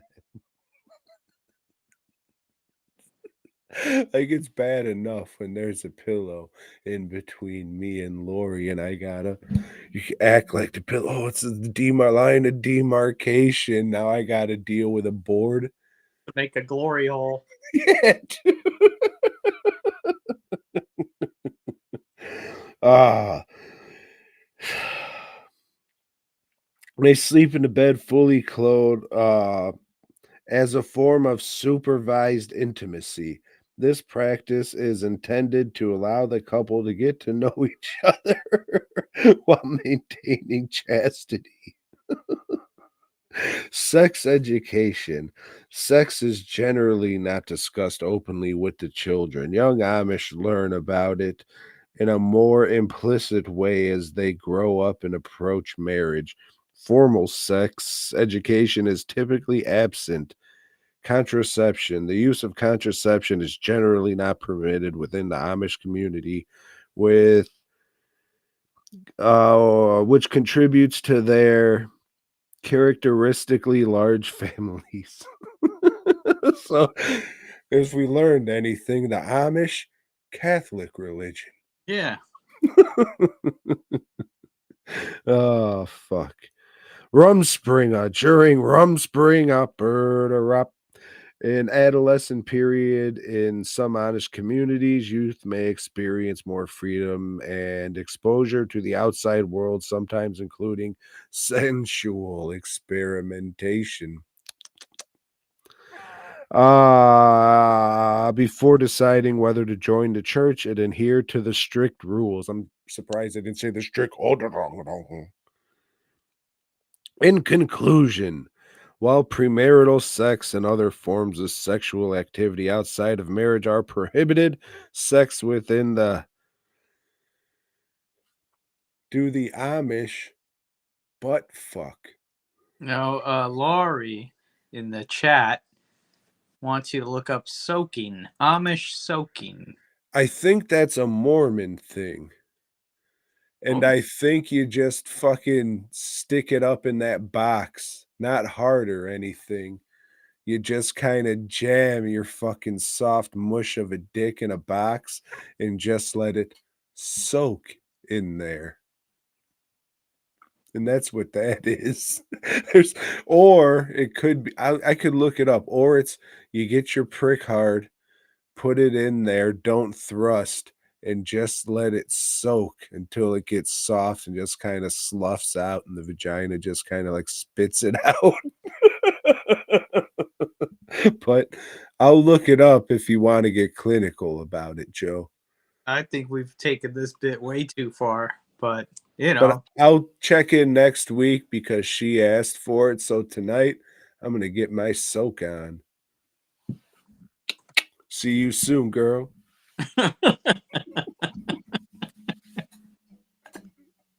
Oh fuck. Okay, so yeah, Amish Stud, the Eli Weaver story.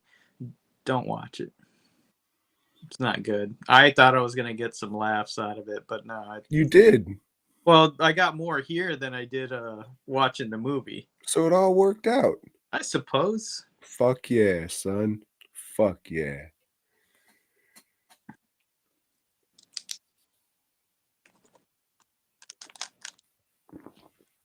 Let me ask you this, Joe. Hey Tom, you hear that? Sounds like someone's soaking their dick in a bucket. No, it's just so quiet. Used I would just hear screaming, Tom. Let me ask you this, Joe.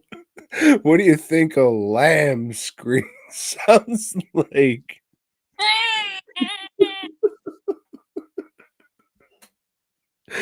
All right, well, let's go to our man in the field, Leatherface. He'll tell us.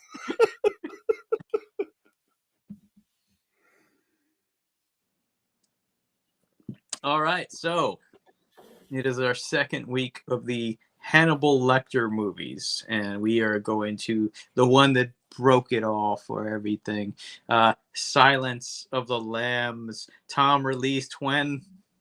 Oh, fucking hell, mate. 1991. Maybe. 91, such a magical Was it? was. I don't remember shit that happened in 91, Tom. But I do know that Silence of the Lambs came out. You know, uh, I was right. God damn it. I'm a fucking nerd ass bitch. so you have a DVD there or what? No, I don't have the fucking DVD, you son of a fucking bitch. This is Criterion Tom you're talking to, fuckface. I got the Blu-ray, baby. Ooh. Holy shit. Joe, look at that. It's not even a slip case. It's a slip box. That's shitty packaging. And it's got a book. You love these fucking books. Dude. And it's got that, oh, because there's blood in the movie. Ooh. I didn't watch anything fucking on there, Joe, because I didn't fucking care enough to. This isn't the kind of movie that I'm going to watch and be like, oh, I wonder how they did that. It's kind of there, kind of see how they did that, except, the part we'll get to where Hannibal thought it was a good idea to hide this man's fucking pen in his penis hole and slowly push it up his body through the movie until he can spit it out and use it as a handcuff key. We'll get to that later. Right. So yeah, this is gonna be one that Tom didn't like because he makes movies, and like, oh fuck, he knows everything. Oh shit, they don't know how to do drama. You know who knows how to do drama, Joe? TNT. Okay, so this one, fucking old Gene Hackman, wanted to make this movie, but they told Gene Hackman, "Go fuck yourself, Gene." And Jodie Foster had just read the book and says, "Hey, I want to play this role." You kind of suck, Jodie. We don't want you. We want this other blonde to do it. I don't remember who that was. Was this before or after she tried to assassinate former Ghost President? After. And Okay. then they wanted to get Meg Ryan, but she didn't want to do it. And then like this other girl and this other girl, and then they said, "Hey, why don't we get that Jodie Foster?" So she got the role. Anyway, this movie, she plays a young cadet in the FBI. And they call her in and said, "Hey, young cadet, we would like you to go interview Dr. Hannibal Lecter." Hannibal the Cannibal? But before that happens, she looks at a bunch of pictures of skinned women that are up on a tack board, and she quims all in her pants. Because she has a problem that we'll get to later, Joe. And so she does. She goes to interview Hannibal the Cannibal, and they've got him down in a dungeon, Tom. They've got the worst, craziest motherfuckers down in a dungeon. But unfortunately, this dungeon, the ventilation, not so good. So smells permeate the air. And one of these fellas says, "Excuse me, miss. I think I could smell your feminine odors." And she says, "Mios Dios," but not out loud, just in her head, because the whole movie, it's just her inner turmoil of dealing with this summer's eve situation. And Hannibal Lecter knows, gosh darn it, if I just get into this bitch's head about her box stinking to high heaven, it'll be my fucking ticket out of here. And that's one of my issues with the movie is they didn't play that song. Summer's Eve makes me feel fine, rolling through the jasmine of my mind.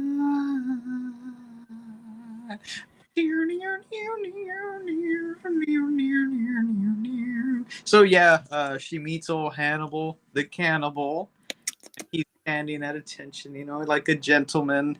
And fucking old Anthony Hopkins, he plays it like Yes, Clarice. Files, Clarice. Pass me the files, you dumb little whore. You know, and he'd go this to that, you know, just jumping from these ridiculous fucking accents. Uh, I know this guy.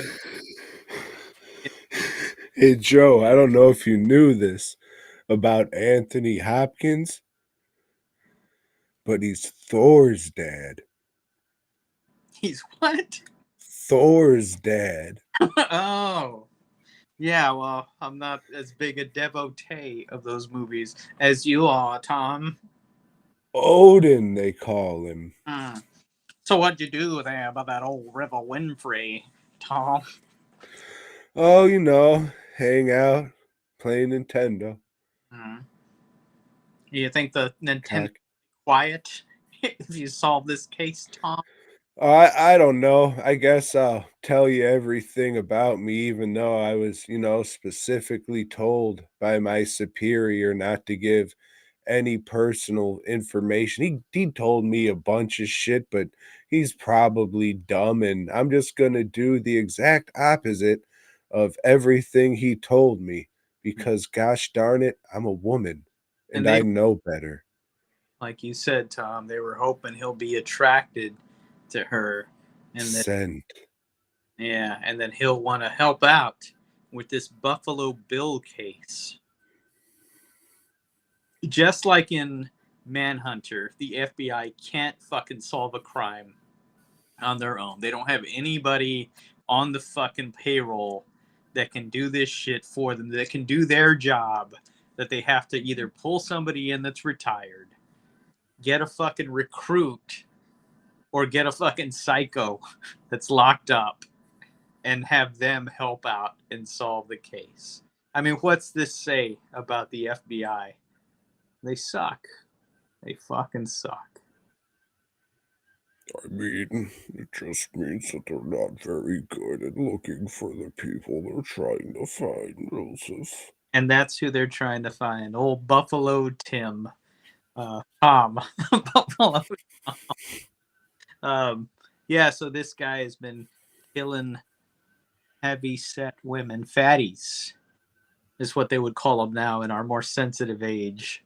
But they really weren't? They were just, kind of. Oh, he was size 17. Even though this fuck. So in this one, we learn the origin story of the GameStop ma'am meme. You remember that one, Joe? I do. Yep. I do. It's ma'am. Please, it's ma'am. Help me load this Nintendo into the back of my van. So we don't even have to tell you the rest of the fucking synopsis. Tell them the rest of the fucking movie, Joe. They've seen this movie. No, they haven't. Yeah, they have. I watched it and it was like watching it for the first time. Yeah, the FBI has their shit going. The guy has the insane asylum that he runs shit. He's paid. That guy sucks too. The guy playing him. You know who I remember him from? I don't know if your mom probably watched it, Joe. This is how you'll remember it. It was a Fox show. Days of Our Lives. No, I think it was called Boston Common. It was about a high school somewhere in Boston, and it was a drama about all these teachers. And I think that guy was the principal. Shy McBride was on it. You remember Shy McBride? He was Jax in Mortal Kombat 3 until he started exclusively eating Luthers. You know what Luthers are, Joe? They're cheeseburgers, but instead of buns, fucking donuts.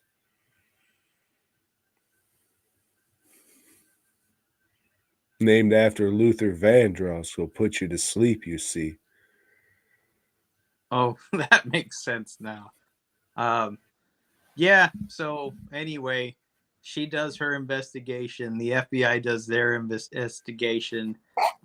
They offer Hannibal the Cannibal like a whisper if he'll help him, so he can have a window and look out. And then the guy running the asylum tells, "Hey, it's all bullshit," And this Buffalo Tom guy, he's kidnapped a senator's daughter, and I'll get you a deal, motherfucker. And so they take Hannibal the Cannibal to Pittsburgh and put him in the Pittsburgh Museum. And George remembers there.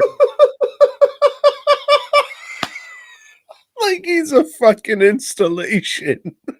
What the fuck, dude? He's a live installation. Come see Body Worlds at the fucking Carnegie Mellon Center. But fucking Hannibal the Cannibal, he's no dummy. He found a pin and just, I don't He know. didn't find a pen. Like this fucking dick licking bitch who's supposed to be like all about.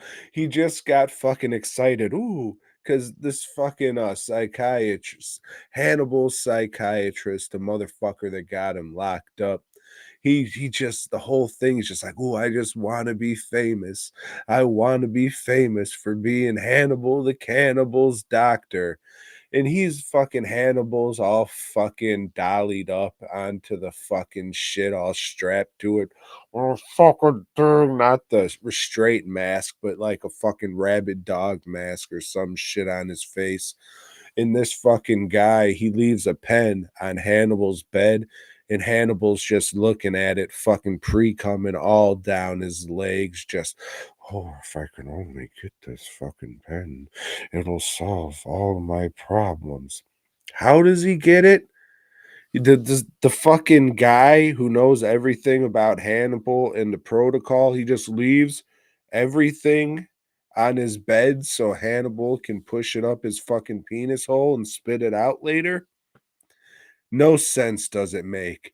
It doesn't. Like, In the book, there's a very, they go into like the guy Barney, like that guy, like you couldn't get shit past him. Like he was the guy that would always, and even like Hannibal had respect for him because he did his job so well. But it was a day that he called in sick, and then like somebody, it's not that. Why wouldn't the doctor remember to get all his shit and them not even explain it? Like a little fucking scene later of yeah, Hannibal just holding it like, yeah, or just slipping the shit into his mouth or something, taking just the piece of it and leaving the pin there, and the guy coming back, oh, forgot my pin, ha, Hannibal. but that's like a big part in the movie and it's never explained. It's just one of Yeah. those, oh, it's a movie. Come on. But no, that's kind of a big part and, takes this movie down a little bit. And then he beats up Jack Napier, because Fuck. that's fine because that guy is usually playing a racist anyway. So But it's like, they got both kind, fucking country and western, Joe. and Fuck.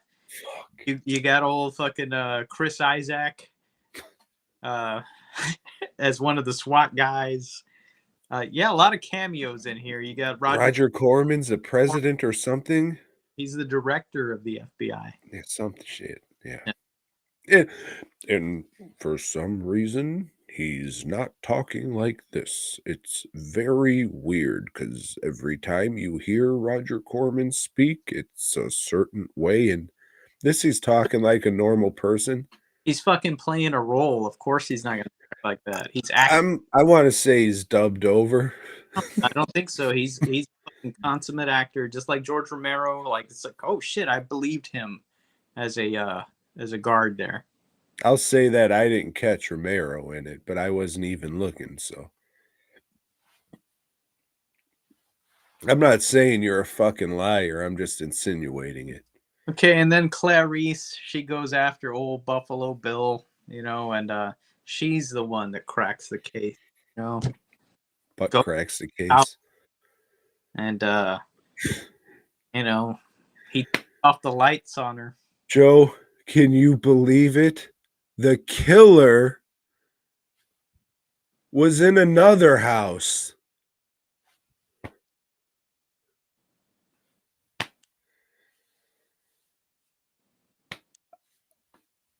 The killer was in another house. Okay, so as far as I know, as I saw this in the theater, this was the first movie that did that thing to where they're breaking into a house and she's knocking on the door and it's like, oh, okay, well, she's at the right house. Since this movie, it's been done a lot, like a whole lot. So I'm not going to laugh at them for doing that because they did it first, as far as I know.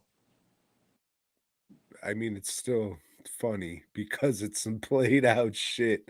Now you just get to see the killer is in another house prime.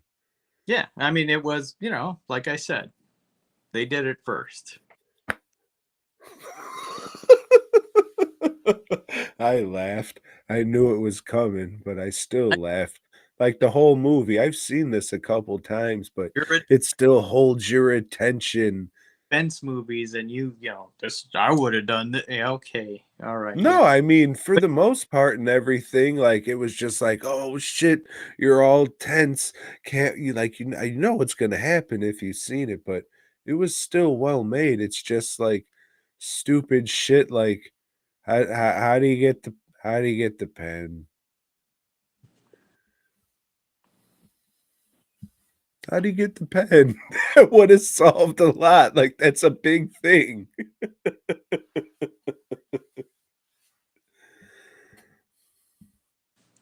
That's a big fucking. I mean, okay, there's movies where it's like one thing like pisses me off or fucks up a movie for me. If that's your thing, okay, I'm not gonna argue that. I didn't say it fucked up the movie for me or pisses me off. It's just I want to know how he got the pen. And it doesn't tell you in the movie. Pushed it up his penis hole. It's a better explanation than we got. He was rocking back and forth, and he was happened to just push himself forward, and he was able to eat it quick before they picked him up. It was like, give me something.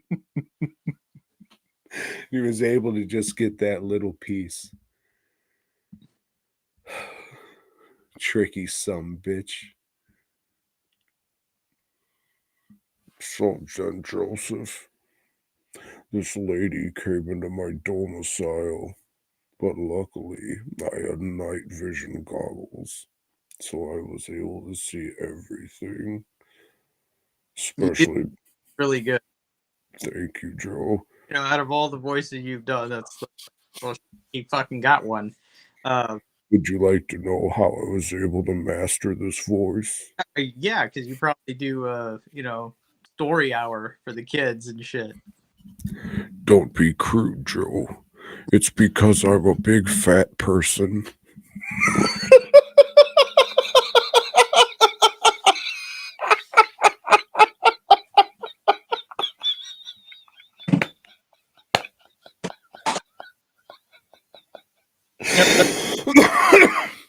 I still laugh at that. It's because it's terrific. Yeah. He says a couple other things. That's pretty good. Would you?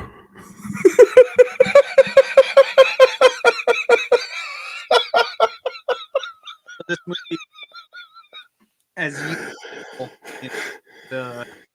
all the left wing groups, mad at it. It's like, oh, you can't say this is a movie about femininity when it's all about women getting killed and murdered.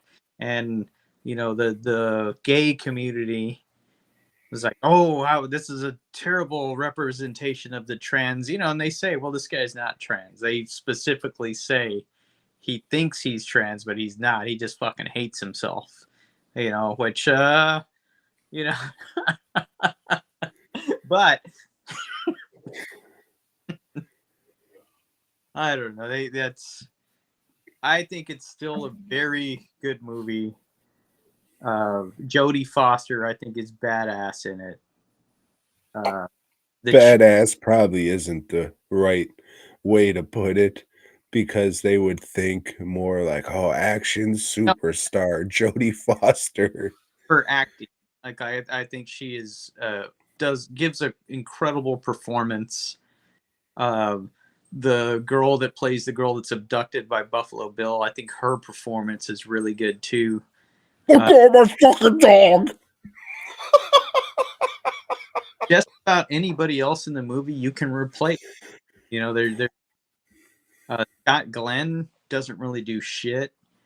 There's a guy that plays a coroner, the small town coroner, and I always like when this goofy fuck comes out of the movie. He's great. There's a guy with a cock eye that he's pretty good. He plays like an entomologist or something. But there's just different good performances, but most of them are just eh. Yeah, I mean, I've seen this a couple times before. I own the Blu-ray, and I was still watching it like, ooh, I'm at the edge of my seat. This is so suspenseful. What's gonna happen next? Besides some fucking dumb shit here and there in the movie, not as smart as it wants you to think it is, it's still pretty good.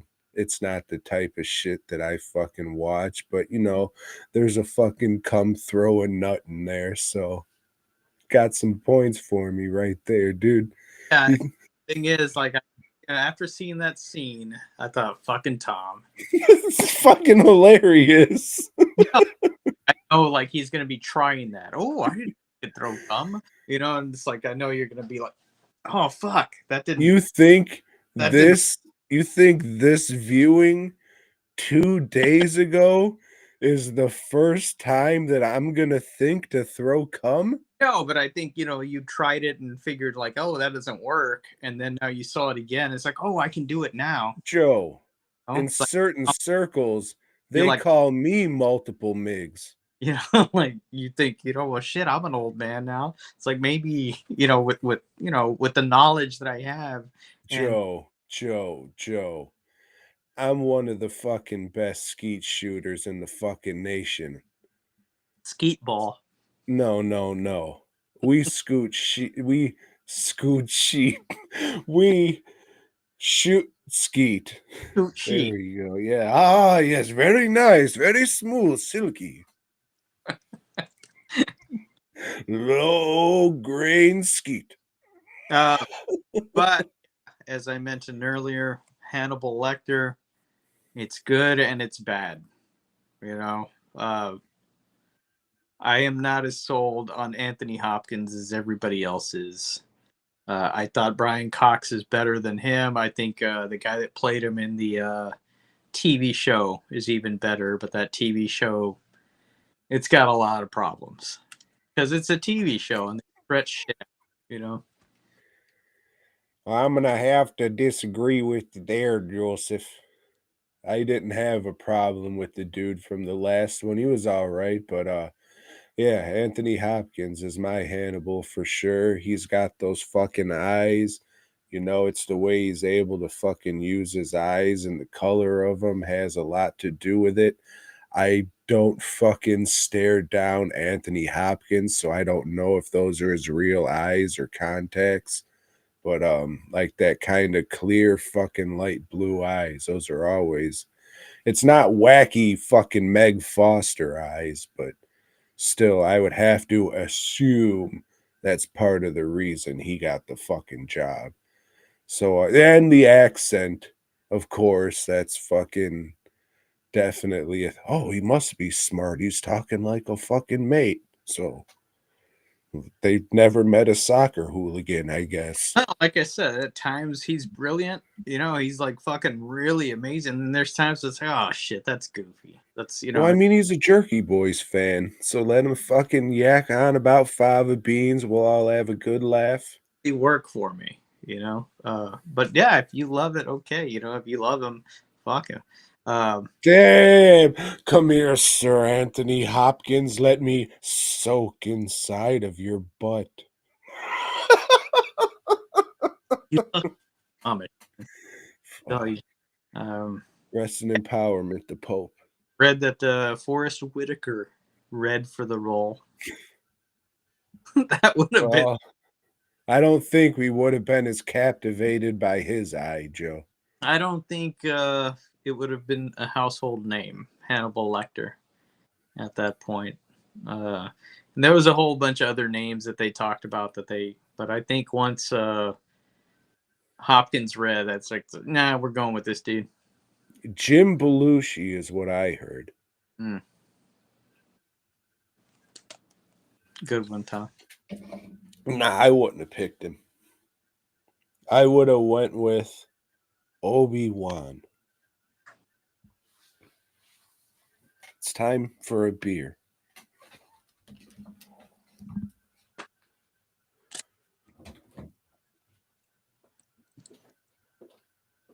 Over 2 hours, this fucking shit's run. Hey, yeah, so Silence of the Lambs, it is streaming on Tubi.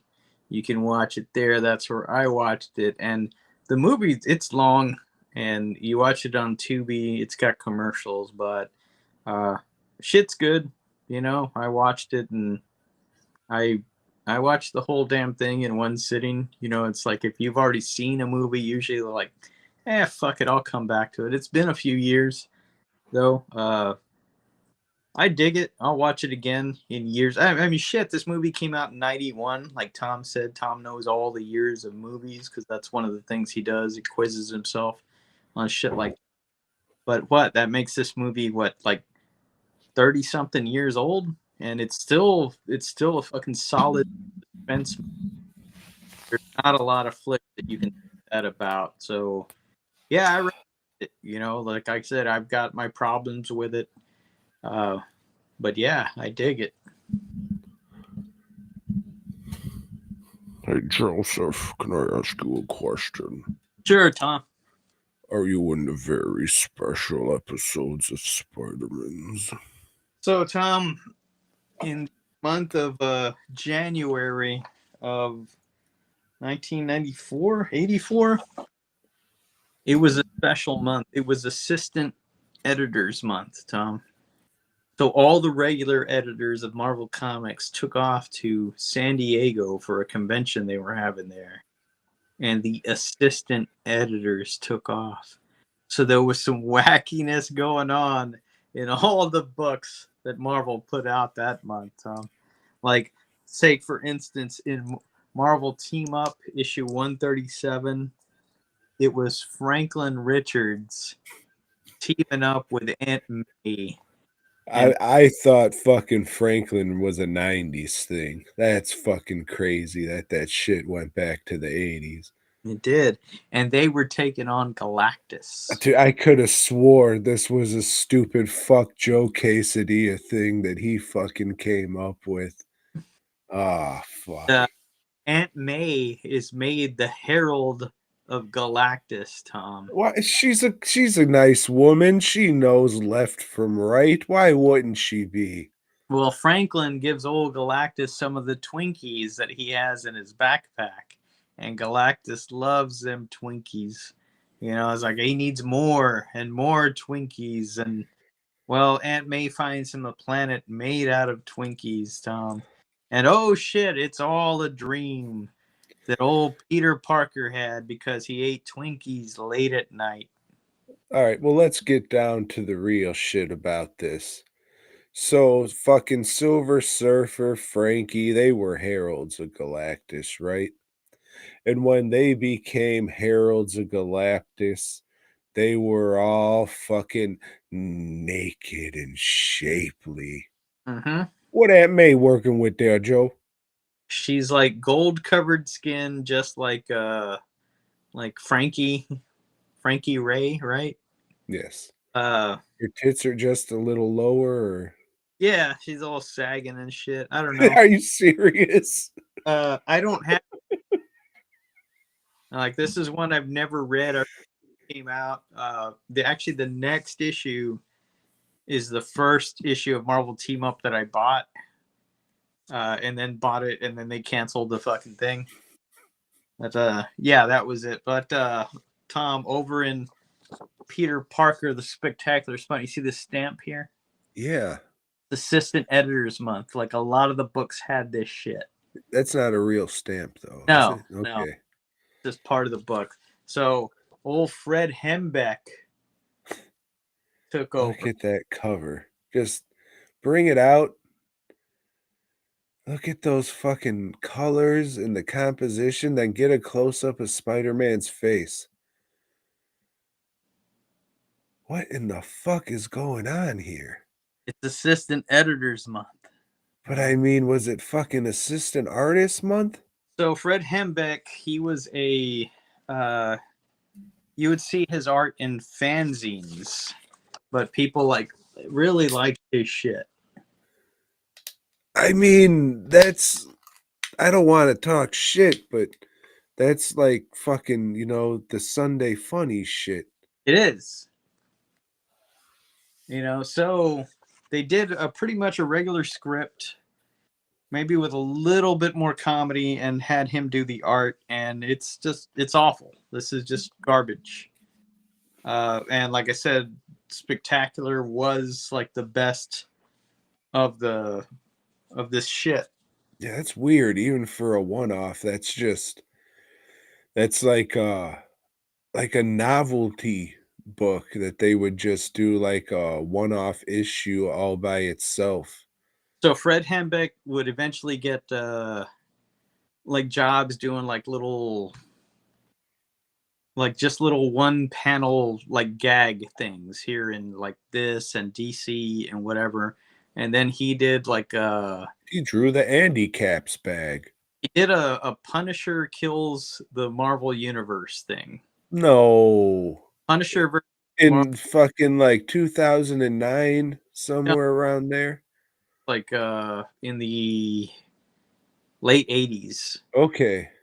And it's There was a couple that was like part of a series where it was like kind of connected, and well, there was like this guy kills something. this was just a one-off thing, and it was a comedy thing. And then like in the 90s they did it, and it was like a serious thing. Like Okay.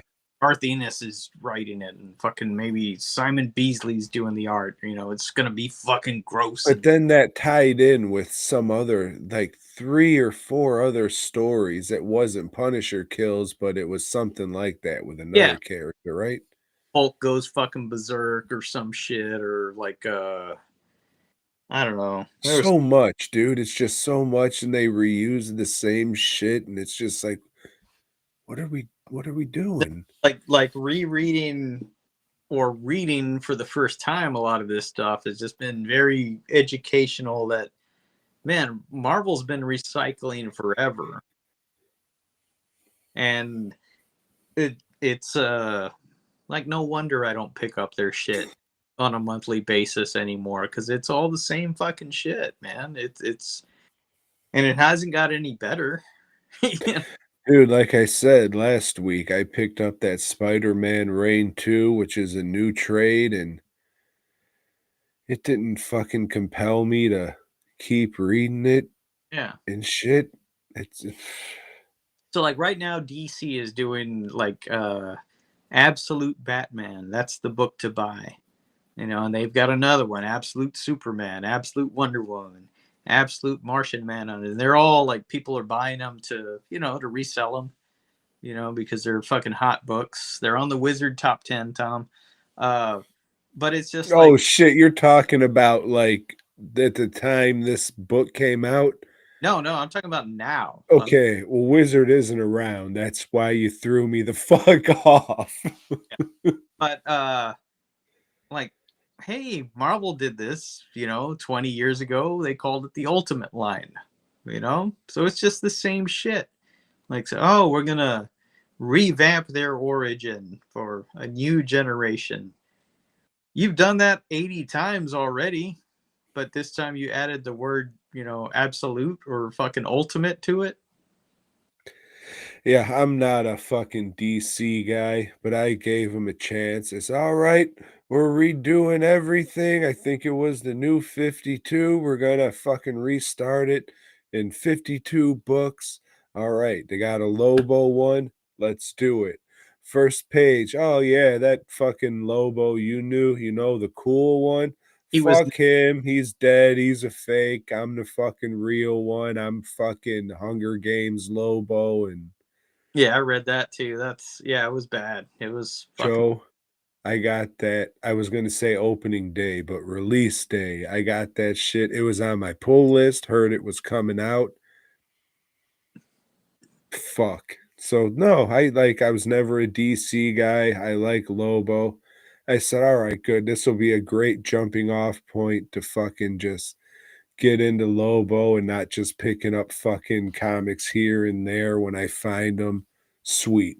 I Let's like a lot of DC, but that new 52 thing they did, 85% of that, 85% that I read, I didn't read everything, but it was garbage. You know, it was just like, man, you really fucked all this shit up.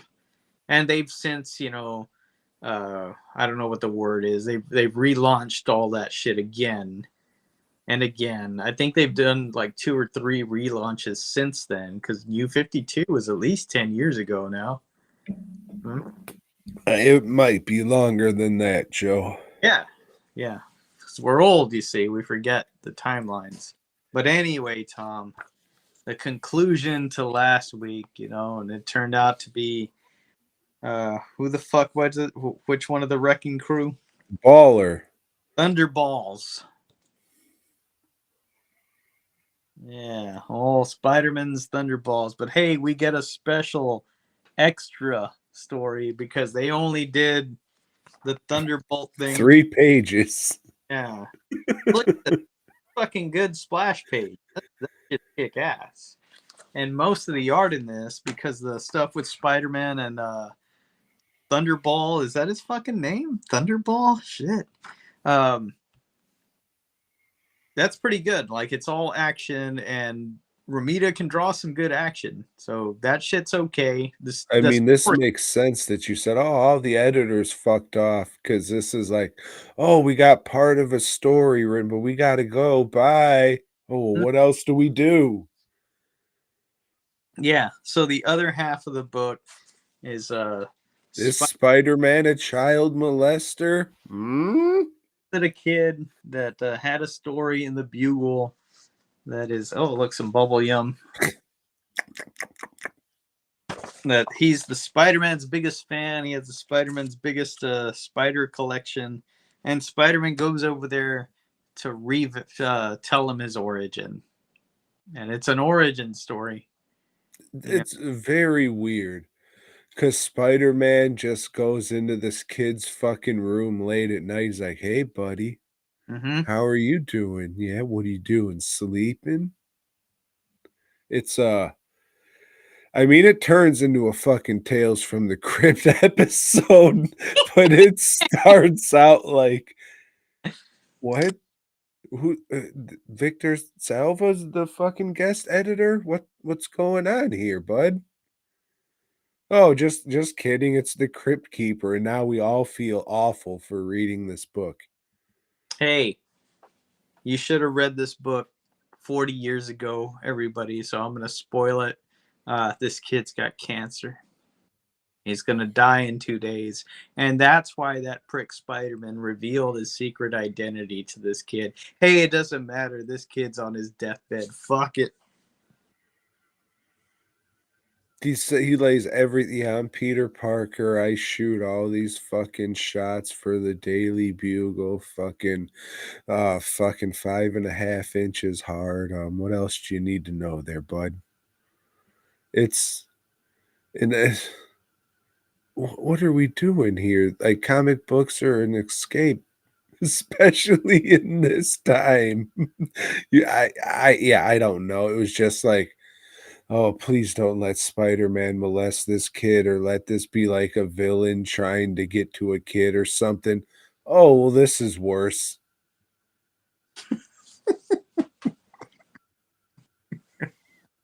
Really, it turns into a fucking Tales from the Crypt episode. It's fucking crazy. Oh, Henry. All right, then. Fuck us all, I guess. So, yeah, Assistant Editors Month was just shit. At least for the Spider-Man books, and it was the same assistant editor that was working on all 3 of them. That dude is not a name that you recognize. Some of the people that were assistant editors at the time in Marvel, they went on to become editors on different books. This guy, Fucking never heard of him. Didn't go on to be shit. Maybe he went to another industry or something, but fuck him for this month.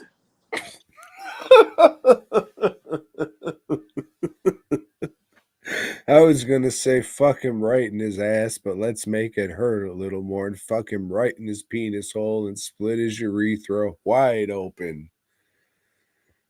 So, Joe, if you had to pick a fucking movie that you watched this week that isn't Silence of the Lambs, which one would you recommend to the fine people out there to watch? I don't know. 'Cause, like, I hardly talked about any of the ones that I watched. Well, we've been on here for like 2.5 hours. I know, but we diverted a lot with the Amish Stud. You know, that went into like just the study of the Amish themselves. So I guess it would have to be the Amish Stud. Yeah, I would guess so. Mine would be Spirit Riser, because fuck you all, Joe. Because fuck you all. DWNProductions.net, masks, busts, props, custom work. I have to check my emails and such. I've been neglecting that shit because I've been super swamped and just focused on dates. Like, I'm just like, oh, I got to get this done. I got a fucking deadline for this. I came back from fucking Trans World. It's like, oh, now that failure's over with, I'm going to get in shit and get everything all right. I don't have to scramble to do. Nope, still dates, get it done. If I don't have a massive heart attack before I can get my shit together, I'm going to fucking get some kind of schedule. But chances are it won't. So load me up with work at dwnproductions.net and support my downfall. Thank you. Hey, fastcustomshirts.com. We are also very loaded up with work, but that doesn't matter. We'll fucking take on what you got. We'll knock it out, get it to you fast, because it's in the name. You see, dates, I don't eat them. I don't give a fuck about those kind of weird fruits that Tom eats. But you are the G.B.H. king. fucking always want to interrupt my commercial. It's not a commercial. That's at the beginning of the show. Hundreds of t-shirts, all at reasonable prices. If you need custom work, contact Fast Custom Shirts. Thousands of t-shirts. Woo! All right, so yeah.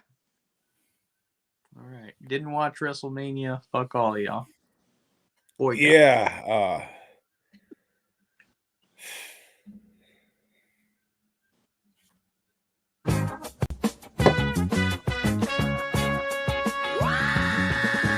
Thanks for checking out the show. We hope you dug it, baby.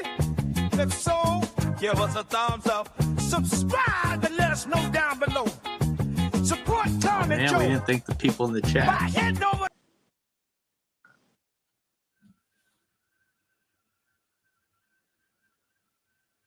Why don't you shout those people out in the chat there, Joe?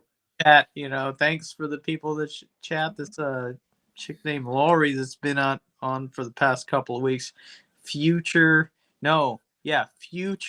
ghost president. Who else we got here? Rich was on.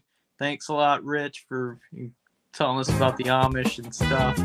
And at the beginning, these are the people that only listen to like 1 or 2 minutes of the show. Like, I don't know what the fuck that, the Hordecast Live, Steven's Horror Craptacular, and yeah, I guess that's it.